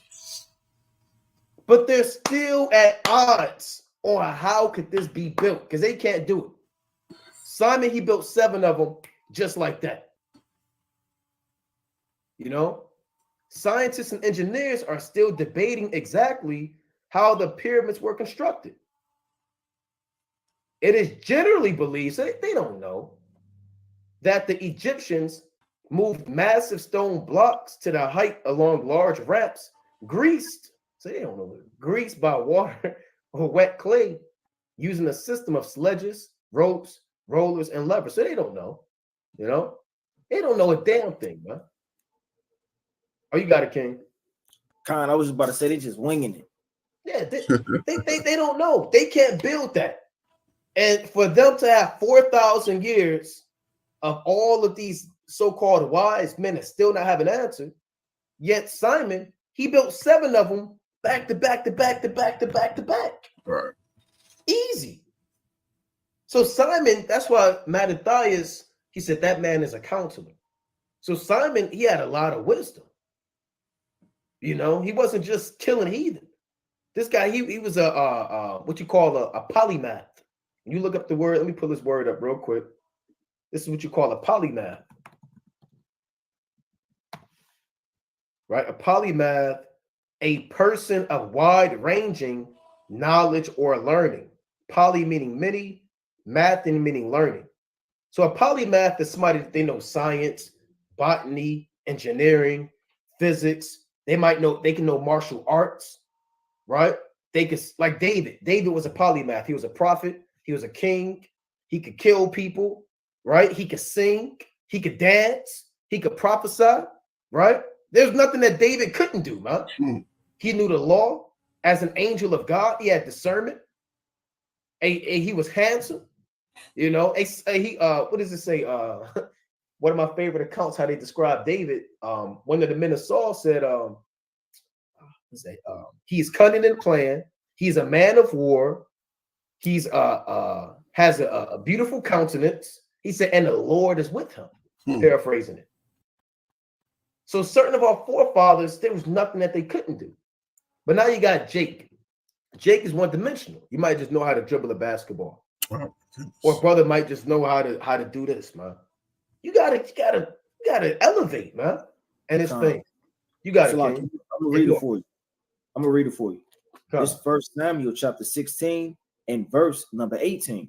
And it reads, Then answered one of the servants and said, Behold, I have seen a son of Jesse, a Bethlehemite, that is a cunning and plain and a mighty violent man and a man of war and prudent in matters and a comely person, and the Lord is with him. I mean, you can't beat that, man. Right? You can't beat that, man. He was cunning and plain, mighty valiant, he killed bears, he killed lions. He was a man of war, so he knew strategy, tactics. Right. To know war, you gotta know the terrain. Can I fight in the sand? Can I fight in the mud? Okay, I can't fight in the mud with my horses because they're gonna get stuck in the mud. We're gonna fight in the open plain, the valleys. He was prudent in matters. He was a handsome man, and more importantly, the Most High was with him. Right. So Simon had that, that same spirit of David, man. And a lot of our forefathers were like that. And that's why it's important to pray that the Most High, maximize your talents. He gives you these gifts to benefit your people, your household, man. And it's important that brothers learn too, man. Learn how to do certain things for the nation, man. For your household, right? Yeah, brothers that know all this stuff, but they can't handle money. So they're always poor, or they're always trying to figure this thing out. Or brothers, they can handle the money, but the brothers don't know the scriptures. Right? Or the brother, he don't know how to put nothing together, man. Right? So you got to kind of know what's going on in this thing. Right. Let me read one more. First Maccabees 13:29. And he made, it's supposed to be cunning devices about the which he set great pillars, and upon the pillars he made all their armor for a perpetual memory, and by the armor ships carved, that they might be seen of all that sail in the sea. And every time I read this, I don't know how he did this, because these things had to be that tall of a lighthouse, maybe like 50 to 75 feet tall. To be seen by the sea, they had to be tall. But he put like their armor, like when you watch you go to like the Hall of Fame and they got like this guy's cleats, or they might have this jersey hanging up, or his helmet, right? Or his damn gloves where he scored the game-winning touchdown, but it's in like this glass box and it got the light shining on it. But he built that like 75 to 100 feet tall. with light shining on it and great pillars. So when everybody was sailing hundreds of miles away, they can see these great pillars, right? So, they don't even have that stuff now. But you got it, King. Yeah, that's mighty. Where I want to pick up through the spirit, it's the book of First Maccabees, chapter 14, right? In verse, I'm gonna start at verse number 3. Right? I'm gonna start at 4. It's First Maccabees 14:4. It says, as for the land of Judea, that was quiet all the days of Simon, for he sought the good of his nation, in such wise as that ever, so like evermore, his authority and honor pleased them well. Right. So the Lord said, all the days of Simon, right, it was good and peaceable for the nation. Because when you have a wicked king and a wicked ruler, what does that mean for the nation? The nation is overthrown, right? Men are fools. The land is given to idolatry, drunkenness, whoredom, right? And no vision by the prophets, right, that are going to be executed in judgment by the king are going to he's ever going to listen to, right? Because you had Jeremiah, you had a lot of righteous prophets that prophesied to the kings and they turned their ear from him, man. And they told Amos to go, right, and get the hell out of the land, right? They hate him that rebuketh in the gate. But during his time and his reign, it was all peaceable. It says, wise and forevermore, his authority and his honor pleased them well. So his authority pleased them well because he judged righteously.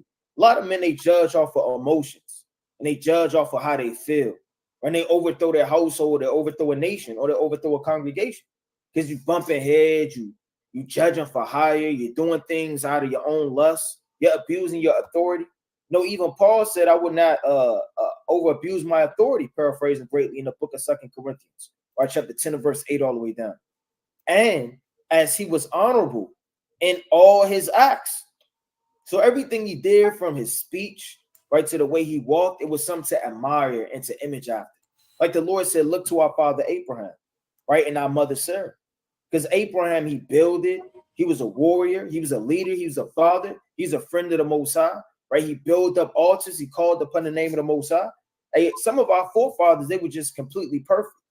It says, and as he was honorable in all his acts, so in this, that he took Joppa for an haven and made an entry, right, entrance to the Isles of the Sea, man.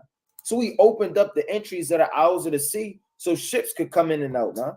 So like the brother going into, right, he wasn't just a warrior, right? You have certain men, they just carnally go to war, but then you have certain men like David, he was an architect, right? He scribed out things, right? He wanted to open up borders. He wanted to build up towers. These men, they really wanted to enlarge their nation. And that's how we are in the spirit. Now, we may not have the resources nor the amount of men and warriors that they did have in the ancient world, but hey, we coming back through the spirit, man. Brothers are building up camps, setting order, right? Brothers are getting revelations and visions by the Most High and judging, just like our forefathers have done in the days before, right? I'm going to hold this real fast, and I'm going to get 2 Chronicles 19, I believe in verse 5. All right, 2 Chronicles chapter 19. Now I'm going to come back to this, right? So it's the book of 2 Chronicles chapter 19, verse 5. It says, and he set judges in the land throughout all the fenced cities of Judah, city by city. Meaning when you're setting order, you got to set up judges. You got to set up certain men to help rule so that your nation can be developed. And he said to the judges, take heed what ye do, for ye judge not for man, but for the Lord, who is with you in the judgment. So if he was prudent in all matters, every judgment and every decision he made, he didn't just judge for himself, he judged for the people and for the Most High. Because if he would have judged off, they could have laid something to his charge and it could have been a sedition and the whole nation could have been overthrown. It says, wherefore, now let the fear of the Lord be upon you. Take heed and do it, for there is no iniquity with the Lord our God, nor respect of persons, nor taking of gifts. Moreover, in Jerusalem, did Jehoshaphat set of the Levites and of the priests and of the chief of the fathers of Israel for the judgment of the Lord. So who's for the judgment, right? The Levites. Who are the Levites we're reading about? Simon's a Levite, right? Mattathias, right? Judas Maccabeus, but chiefly the one set to be a counselor, keys for what? Judgment. So even in the ancient world, these men, the Levites, the priests, they were set up for judgment. They were set up for rulers, right? It says, and the chief of the fathers of Israel for the judgment of the Lord and for the controversies, because all hell may break loose. Like the brother pulled the account where they had kidnapped, right? And now what are you going to do about it? Are you going to give us the talents of silver or not? And controversies and uproars and all hell may be breaking loose, whether it be at the hand of the enemies or whether it be your own people. Or like Solomon had to make quick judgment. That's controversies in the land. It says when they return to Jerusalem, right? I wanted to go back and finish that through the Spirit. First Maccabees chapter 14, right? In verse number 5. It says, as he was honorable in all his acts, so in this, that he took Joppa for an haven and made the entrance to the isles of the sea and enlarged the bounds of his nation and recovered the country and gathered together a great number of captives and at the dominion of Gazra and Bashura and the tower, out of which he took all uncleanness, neither was there any that resisted him. Why? Because the Most High was with you. When the Most High is with you, like David, like Solomon, or like a lot of our forefathers, right? You're not going to fall in battle. You're not going to be destroyed. You're not going to be overthrown. You're not going to be died and killed and slain, right? And visited by the Lord through your iniquities and destroyed. When the Most High is with you, I believe, I can't think of the precept off the top of my head, but it says in Maccabees, for the Lord was with them because they had the holy seed, or something to that effect through the Spirit, right? First Maccabees 5. Come, right? Yeah, I mean, I got you. come, all praise to the Most High. So they had the holy seed of the Most High being with them, right? That's spiritual right there. Everybody not set up to lead. Everybody not set up, you understand, to rule. So you got to know the Spirit, right? Let me bring this out real fast. This First Maccabees chapter 5 verse 62. Moreover, these men came not of the seed of those by whose hand deliverance was given unto Israel. Because these men, these captains of the host, they overthrew themselves trying to be valiant in matters that didn't pertain unto them. Certain men aren't just judges, right? Certain men aren't princes and rulers and kings. Right? So the Most High setting up the judges. He set up these Levites. He set up these men to rule. He set up the councils, right? That's why it says whose hand wrought deliverance. It says by whose hand deliverance was given unto Israel, right? We can go back to it. Okay, you want to go back to First Maccabees 14? Yeah, get a couple more on that through the Spirit. Right? It's the book of First Maccabees chapter 14, right in verse number 7. It says, and gathered together a great number of captives in that dominion of Gazra and Bashura and the tower, out which he took all uncleanness. So he cleansed the temple, he cleansed the towers, neither was there any that resisted him. Then did they till the ground in peace, and the earth gave her increase, and the trees of the field her fruit. Right? How is the trees of the field going in Jerusalem right now? Right? It's like a desert. Right? When righteousness is in the land and righteousness is sold, the earth giveth her increase. It says the ancient men sat in all the streets, communing together of good things, and the young men put on glorious and warlike apparel. They sound like the king. So when righteousness is in rulership, you understand, and righteousness is set up, you have order. You got it. Yeah, that's the precept in Proverbs, right? Chapter 29. Let me get this real quick. It's Proverbs chapter 29 and verse 2. When the righteous are in authority, the people rejoice. Mm-hmm. But when the wicked beareth rule, the people mourn. Why do you think you have depression in this society? A high suicide rate, a damn infertility rate, man. Why do you think you have damn mourning and crying and damn sadness and t-shirts with names on it and dates of young Israelites and madness and folly, man? Because the wicked beareth rule. When the righteous are in authority, the people rejoice, man. Hey, you had a great depression. There's a time period in this man's kingdom called the Great Depression. It was nothing but mourning, suicide, starvation, poverty, and just outright just damn emotional damn madness, man. The Great Depression. That's when the so-called white man was ruling. He started that. He started pulling the money out and causing the banks to go under, and all of the people began to mourn, man. That's what this damn devil does. You got to go through a Great Depression, a recession, inflation, taxes, bills, stress, interest rates, usury. You're not going to have a Great Depression when Yahweh Shah is running the government and the authority. You're not going to have a recession. Oh, here comes a recession. We've been in the kingdom 400 years. Oh, the economy's going under. No, man. Because the righteous man is in authority. And he's going to get counsel from Yahweh by Hashem Yahushai. Right? And wise men are going to run the earth according to the law. Right? The wicked aren't going to run the earth according to the law. They're going to run it according to their own emotions and their own belly. That's why even the earth is mourning right now. You read about that in Isaiah 14. The Lord said that even the trees are going to clap their hands, even though that's going into other nations. But the earth is going to rejoice, man. The earth is a spirit within itself. There's a spirit on the earth, man. Amongst the trees, amongst the grass, amongst the beasts of the field. The young lions, they seek their meat from the Most High. These beasts and things, they all know about the Lord, man.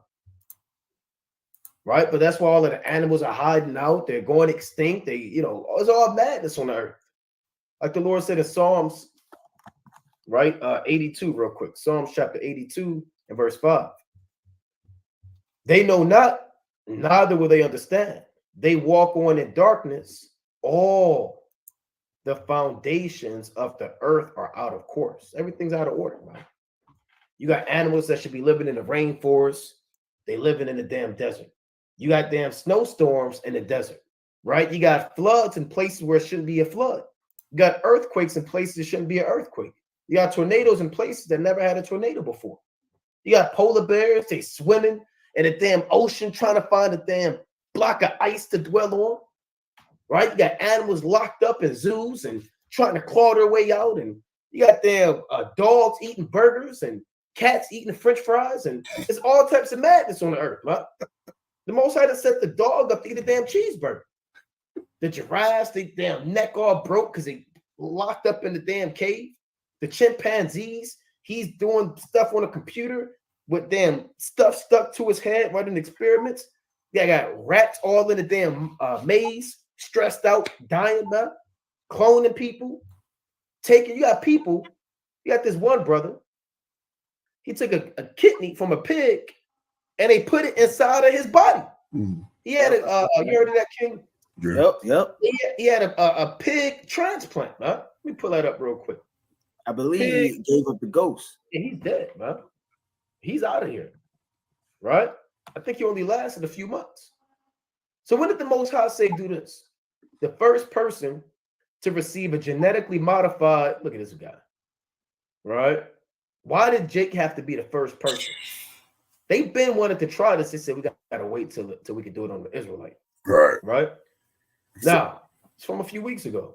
The first person to receive a genetically modified pig kidney transplant has died. Hey, the Most High the Lord said in 1 Corinthians 15, all flesh is not the same flesh. For there is one kind of flesh of beasts, another of birds, fishes, In 1 Corinthians, 15 32 on down. So you're not supposed to take a pig kidney, man. No. Something very unclean, and put it in the soul of a vessel of a man. So he's out of here. Rick Slayman, he's gone.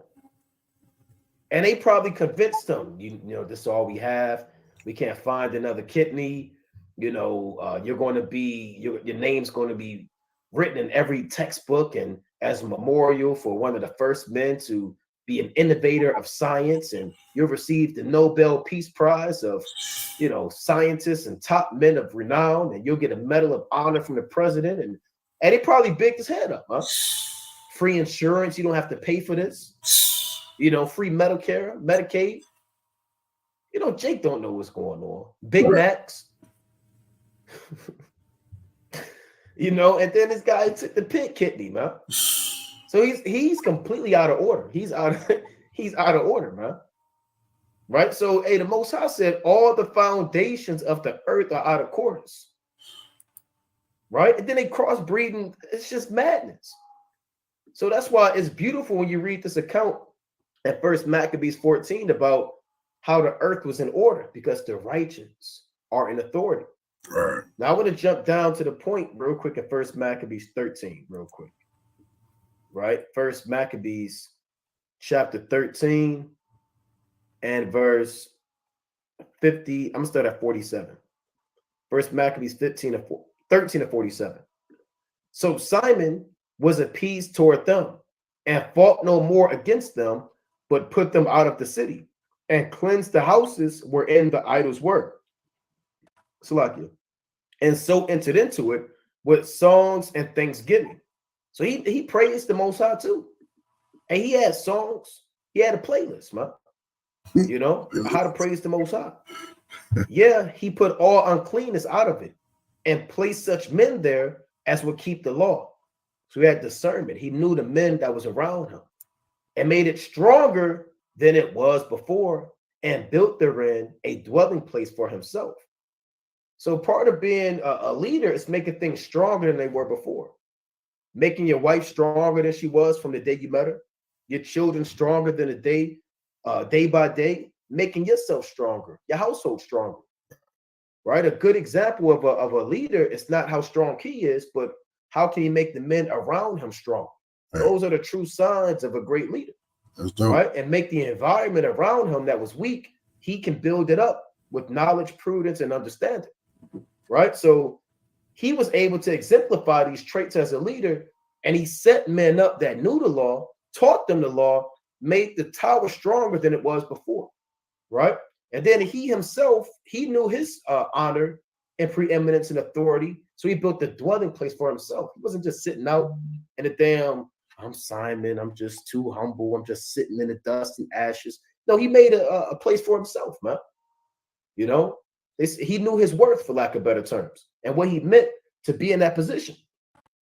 Verse 49, they also at the tower in Jerusalem were kept so straight that they could neither come forth, nor go into the country, nor buy, nor sell. Wherefore they were in great distress for want of victuals, and a great number of them perished through famine. Then cried they to Simon, beseeching him to be at one with them, which thing he granted them. And when he had put them out from thence, he cleansed the tower from pollutions. And he also cleansed things, man.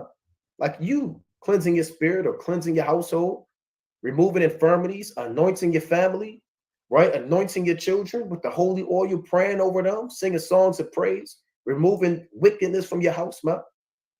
Right? These are the things that Simon did.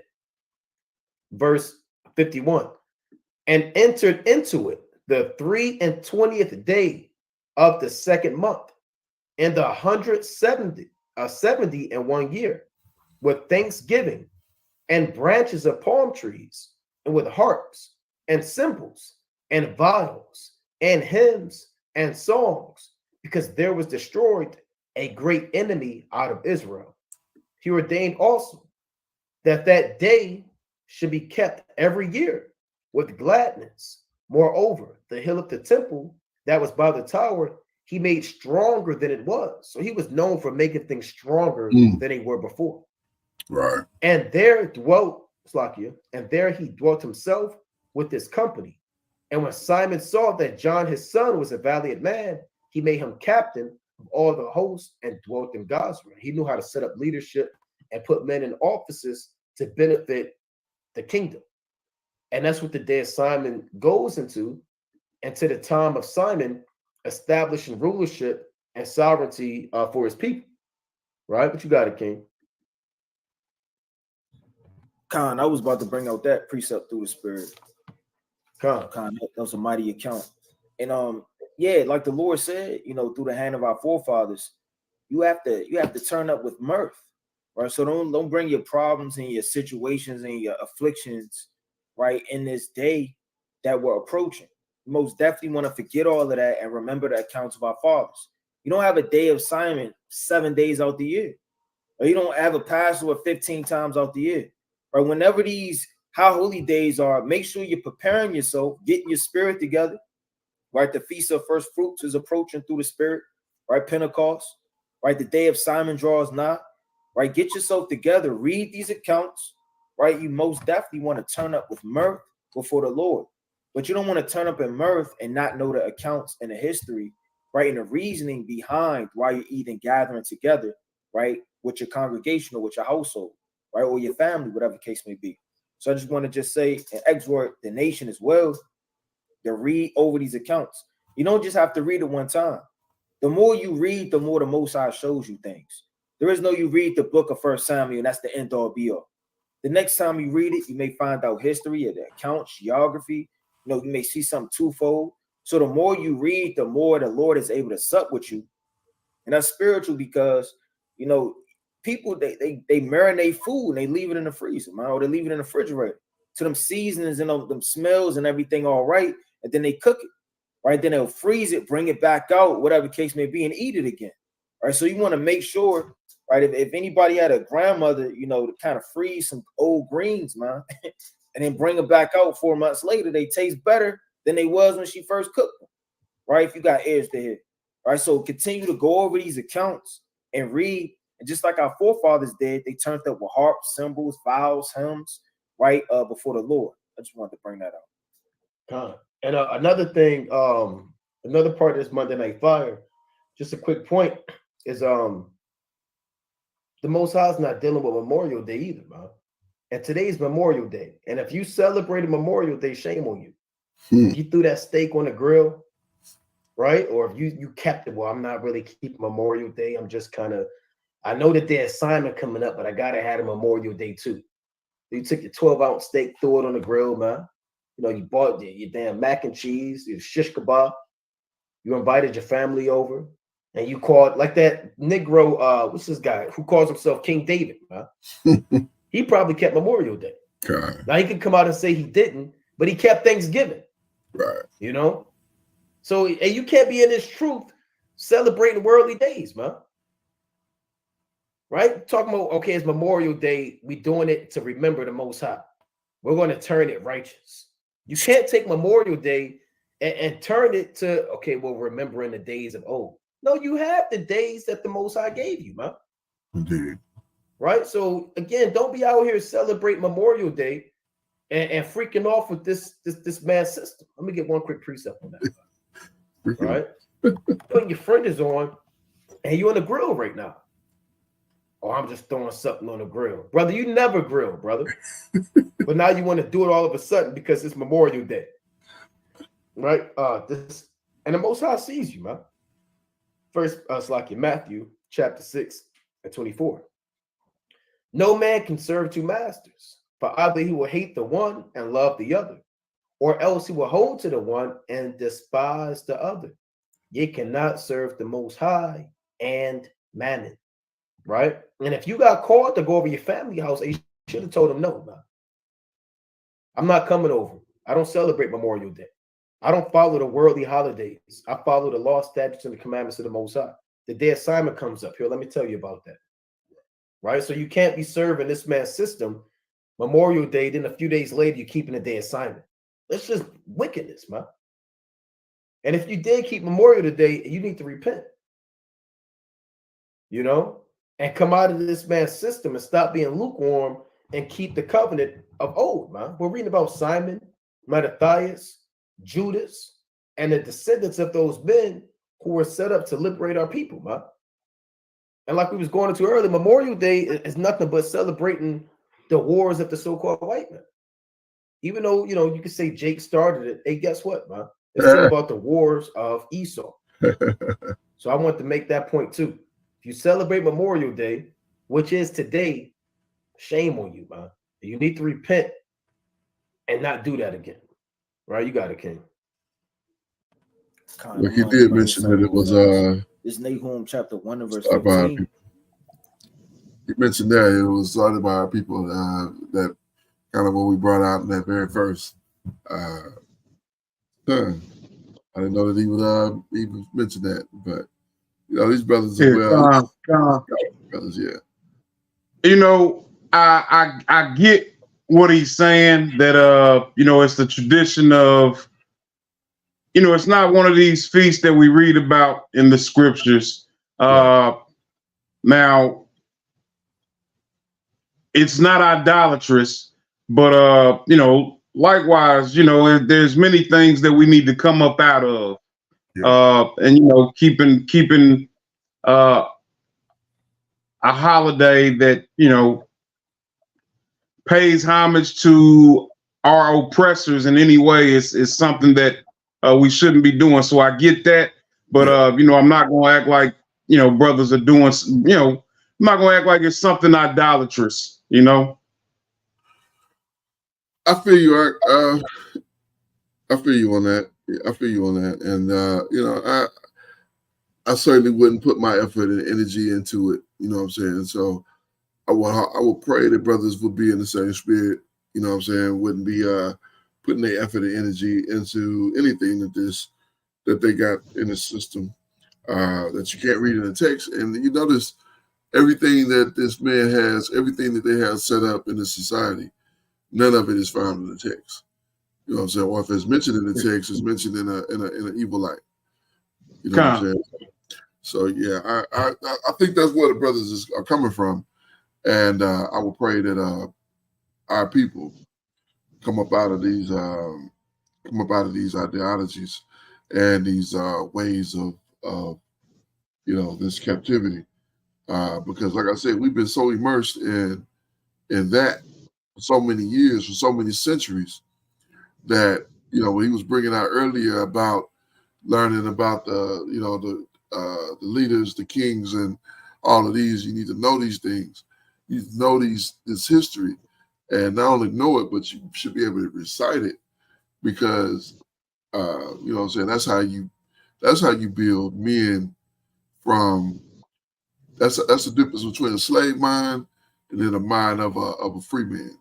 You know what I'm saying? The mind of a free man or the mind of a slave will say, I'm free because I can go outside and walk to the end of the corner and come back, or I can lay in my bed past 10 o'clock in the morning, whatever the case. But that's not really freedom. What's really freedom is, being able to establish your own setup, your own situation. And you can't do that under somebody else's government. You know what I'm saying? So that's really what he's hitting at. But it's just about done. I know this is long, but how much time you got left? Probably less than 10 minutes. Okay, less than 10. So we're about to wrap it up here. Let's go ahead. Behold, upon the mountains, the feet of him that bringeth good tidings, that publish peace. O Judah, keep thy solemn feasts, perform thy vows. Right? So the Lord is telling you to keep the solemn feasts. So make sure that you're keeping the feast, right? And you're keeping all of the things that the Lord has told us that we ought to from the foundation of the earth. Don't say it's not in the law, I don't have to keep that. And Yahushua kept the feast, right, of dedication. Right? The Lord has paved the way and showed you that the accounts in Maccabees, right, the accounts that we're reading about, you have to still keep. It says, O Judah, keep thy solemn feasts, perform thy vows. Right? All of our forefathers, they've entered into a covenant, or all of our David made the creeds. Right? This day forth, this much we do. Right? And those vows and those decrees and those things don't just disappear just because they gave up the ghost. It says, for the wicked shall no more pass through thee. He is utterly cut off. Right? So continue to keep the solemn feast and do the will of the Most High, right? And turn up through the spirit and righteousness. And the day of Simon, just touching on that real quick, the day of Simon is a day of gladness, right? It is not a Sabbath. Right? I want to make that point. So part of this is also how to keep it. You don't keep it the same way you keep the Day of Atonement, or you keep it the same way you keep the Passover. The Day of Simon is not a Sabbath, right? So pursuant to, let me actually go back to that real quick. I want to touch on that point in 1 Maccabees chapter 13, right? Going back into that. So how do you keep this day, right? And quick precept, right? With mirth and gladness. Going back to this 1 Maccabees chapter 13 and 52, he ordained also that day should be kept every year with gladness. Right? So you have days of gladness when you read Numbers, the 10th chapter. Right? So you got the blue letter cutting up. So I'm gonna have to go to Numbers. Let me use this again. Right? In Numbers, the 10th chapter. Right? You have solemn days. Right? You have days of gladness. This is Numbers chapter 10 and verse 10. Also, and the day of your gladness, and in your solemn days, and in the beginning of your months, which are your new moons, ye shall blow with the trumpets over your burnt offerings and over the sacrifices of your peace offerings, that they may be to you for memorial before your God. I am Yahweh, your God. So you could blow the shofar on the day of Simon. It is a day of gladness, right? It is a day of mirth and joy. Purim are days of gladness. You understand? Destruction of Nicanor, that is a day of gladness, right? It's not a Sabbath, meaning the regulation or stipulation of no servile work that's not enforced, right? It's not implemented in there. But you should, in wisdom, keep that feast day with all your might and all your mind and all your soul. So don't be keeping a day of Simon, but you're still kind of doing your work, right? For the so-called white man, and you're kind of cutting the grass, but you're keeping the day of Simon. You're cleaning out the attic, but you're keeping the day of Simon because it doesn't say no work or no servile work. Yeah, it doesn't say that, but are you truly serving the Most High with all your heart, your mind, your body, and your soul? You should be totally invested into that feast day, man. Right? Hey, if you got a garment, hey, put your garment on, man. If you have the opportunity to congregate, you should be congregating, man. Hey, your family, your wife, your children, they should know about the day of Simon coming up. Hey, the spirit of Maccabees should be in your household, man. If you want to put decorations up, hey, you get decorations up. If you want to light the menorah, hey, light the menorah. Hey, you got the music, you put a playlist together, hey, get the playlist together. If you like lamb, hey, buy that lamb, man. If you like venison, get that venison. Right? You got to get into this thing with your whole mind, your body, and soul. And it is a day of gladness. It's not a day when you, like we always say, thinking about your rent and your mortgage and your bills and all of the worries that you have to deal with, man. You block that out and you keep this day. You get in the spirit of our forefathers, just like we have always done through the spirit. Right? And I want to get this real quick in Nehemiah 10 as well. Keep going to that. Right? This is Nehemiah, the 10th chapter. Right? This is Nehemiah chapter 10 and 31. So everyone knows, the expectations from Yahweh Shem Yahushua, right? Nehemiah 10 and 31. And if the people of the land bring ware or any victuals on the Sabbath day to sell, that we will not buy of them on the Sabbath, so no buying on the Sabbath, or on the holy day. So no buying on the Passover, the Feast of Tabernacles, Pentecost, but these are also other holy days. No buying on the new moon, right? No buying on the memorial blowing of the trumpets, no buying on the Day of Atonement. And why weren't we buying on these days? Because Israel wasn't setting up shop, because they were keeping the feast day. You're not going to be able to keep the feast day if you're setting up your fish market, if you're setting up your jewelry store, if you're setting up to sell all of your garments, right? Because you're going to be busy handling business. So that's why we didn't buy in the holy day, because first and foremost, we were busy keeping the feast day. You had a heathen that came in and tried to sell us things on a holy day, right? It wasn't really a custom for Israel. That's why it says, or on the holy day, and that we would leave the 7th year and the exaction of every debt. And then we wouldn't oppress Israel on a year of release, right? We're going to follow the laws through the spirit and power of Yahweh Shem Yahushua. Right? So no buying on the holy days, right? And keep it as a day of gladness and as a day of mirth. Right? You got it, King. Con, that's right. Right, that's right. But I get this quick precept. Con. In First Esdras. Right, First Esdras chapter 9 and 50. Right. Now this is just the spirit of not to be sad, nor be overthrown and dwelling in your mind during these feast days. It says this day is holy unto the Lord, for they all wept when they heard the law. Go then, eat the fat and drink the sweet. It's not talking about literal fat. It's talking about eat good, man. Right? Eat the fat. Or you may have the fat of the land. That's not physically fat off of a beast of the land. Right. It says, and send part to them that have nothing. For this day is holy unto the Lord. Be not sorrowful. So the Lord don't want you to be sorrowful on the days that he's telling you to be glad for, man. Right? I mean, how much you got to kind of overpower and let Satan overthrow you for you to be sorrowful. I mean, music going to be playing. People going to be clapping, dancing, singing, laughing, playing cards, you know, drinking responsibly, you know, drinking a little wine, having fun through the spirit, talking about our forefathers. You got to kind of be in an off spirit to be thinking about work in the morning, man. Or thinking it's not time for that. It says, and be not sorrowful, for the Lord will bring you to honor. We want to be brought to honor before the Lord, man. We want to keep all of these feast days.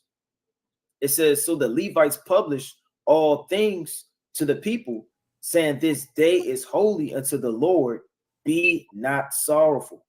Right? So as all of the days before us and all of the feasts of gladness and mirth, right? It's the same spirit of being glad, you know, and not being sorrowful. So don't bring your problems and your stress until the feast day, man. Right? Because that's an evil spirit trying to keep you depressed and docile and low, and not to be able to enjoy, right, this one day out the year that the Most High has put of the destruction of our enemies, right, to glorify the works of the Most High through the hand of our forefathers. Khan, you got it, King. Yeah, and this could very well, you know, Most High willing, right? We say it every year, and you're going to keep saying it. It could be the last day of Simon, man. It could be the last day of Simon, and every other day is about you, man. About what you have to do and your work and your hours and your bills and your plans and your motives. This day is about Yahweh Bashmi Awashai. I don't want to keep that. Moses didn't say it, right? Well, that's an off spirit to have, man. Because I believe you said that Yahweh Shai kept the feast of dedication. Right. You know, our forefathers have customs and laws, man. I don't know about Simon. I mean, it's not Judas. I'm more of a Judas kind of guy. Simon, he's all right, but Judas, hey, look, man. No, keep this day, man. Like brother saying, man, it's a mirth, man, gladness and joy. And the Most High said, for the joy of Yahweh is your strength, right? So when you have that joy in you, you're going to have zeal that comes with that, passion, drive, vision, motivation, and a yearning for more righteousness, man, and more things to bring about immortality.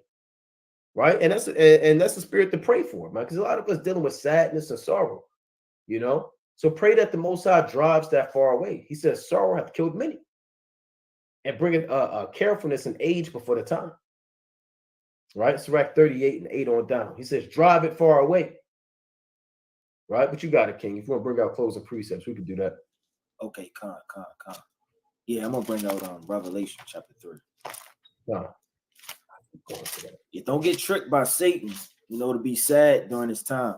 Because I mean, Satan chiefly, you know, tries to attack you during the time of the feast days. On the Sabbath day, try to attack you on the new moon. Your car having problems, your tire go out, you know, your woman going off, your children, you know, running around, all hell start breaking loose. Right? That's just Satan. Set your house in order. Do what you got to do through the spirit, and don't let nothing stop you, right, from remembering this day. You got to look forward to these days. A lot of people, they look forward to certain days of the year in wickedness. We got to look forward to the days in righteousness. It's the book of Revelation, chapter 3, and verse number 2. It says, be watchful and strengthen the things that remain, that are ready to die. For I have not found thy works perfect before Yahweh.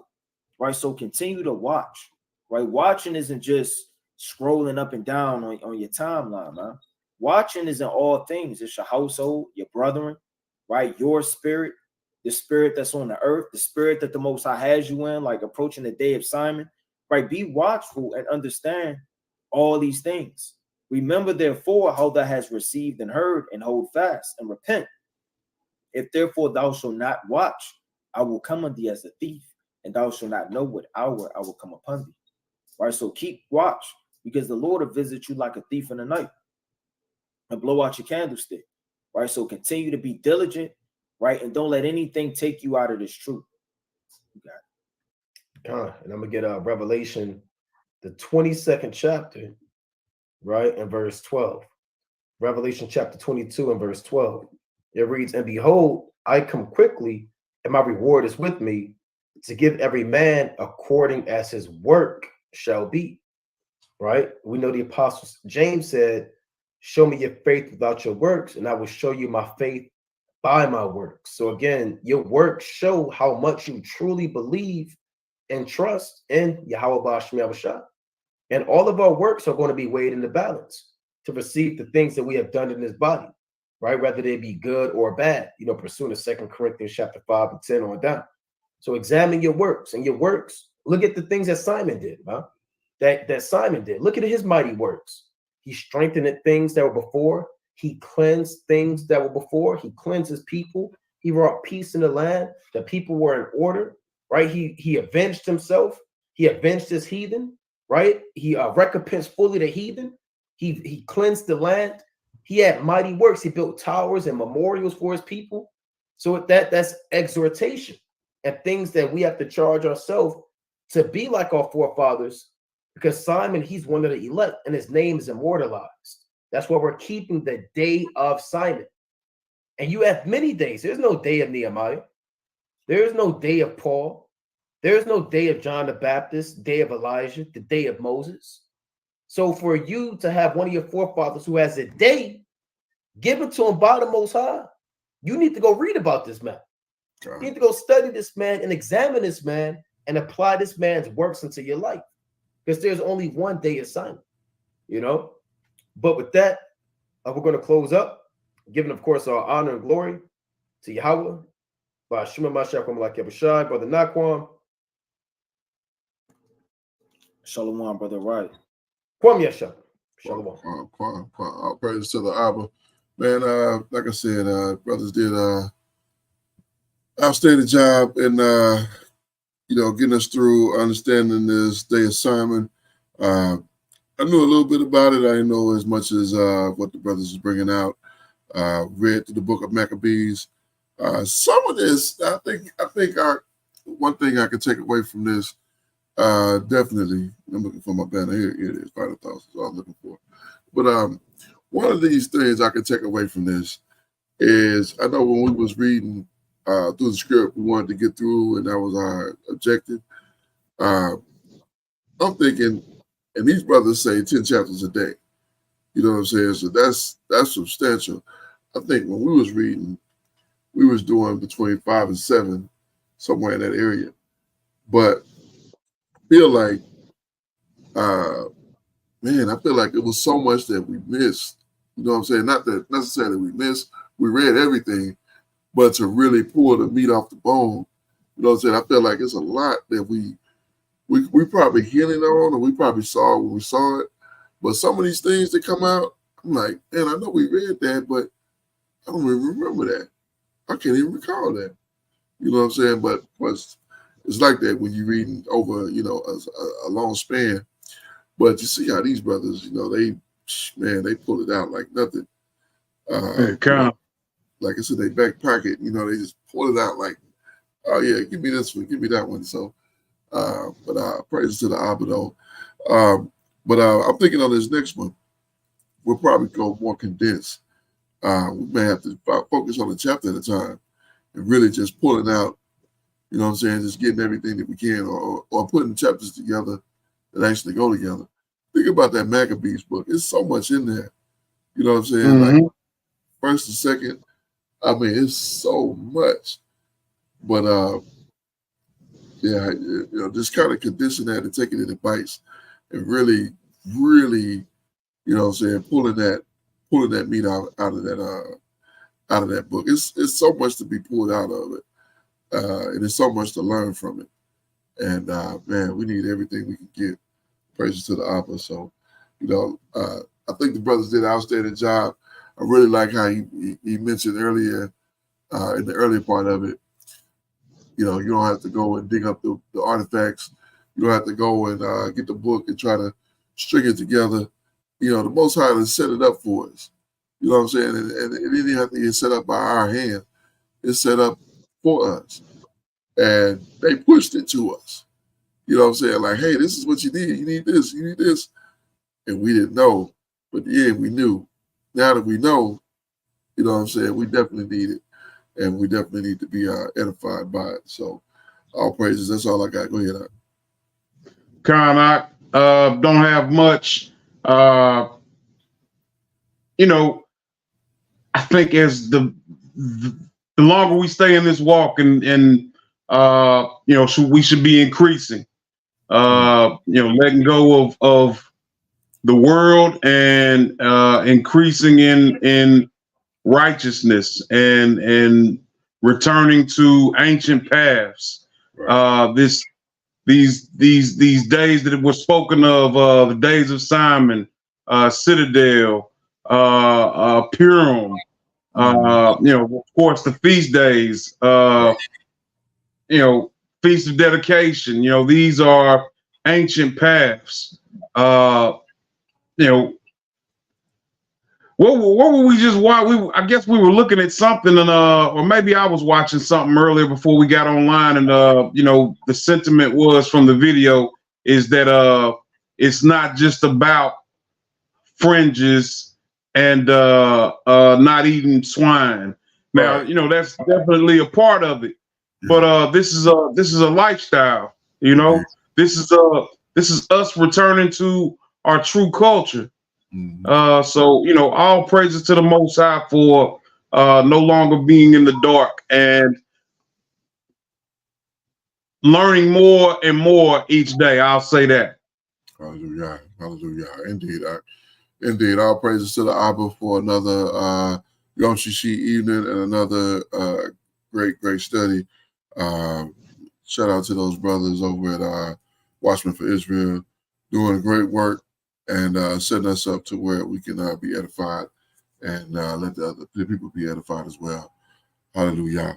We'll go ahead and close out with the book of Ecclesiastes, chapter number 12 and verse number 13. Let us hear the conclusion of the whole matter. Fear the Most High and keep his commandments, for this is the whole duty of man. It is so very important that we understand that in the conclusion of the whole matter, we are to fear the Most High and keep his commandments, because this is the whole duty of man. At the end of the day, when it is all said and done, all the dust is settled and all the smoke is cleared, we will be judged, or rather, we feared the Most High and kept his commandments. Why? Because this is the entire reason that we were made. I am your Akazakiyahu, joined by my most esteemed Akinanaya, giving all praises, honor, and great esteem unto the Most High Power, Yahuwah Bahashem, Yahushua HaMashiach, and to the 12 tribes of Israel who are scattered to the four quarters of the earth. I say Shalom Wabaruki, that is peace and blessings. And I cannot wait till the day that the Most High brings us back together, and we are once again 12 tribes, one family, one nation, under the Most High Power, under one covenant, and back in our own land, and without the stony heart, but the heart of flesh. Until that day, Shalom, family. Shalom, shalom, Mr. Pekah. Praises to the Father.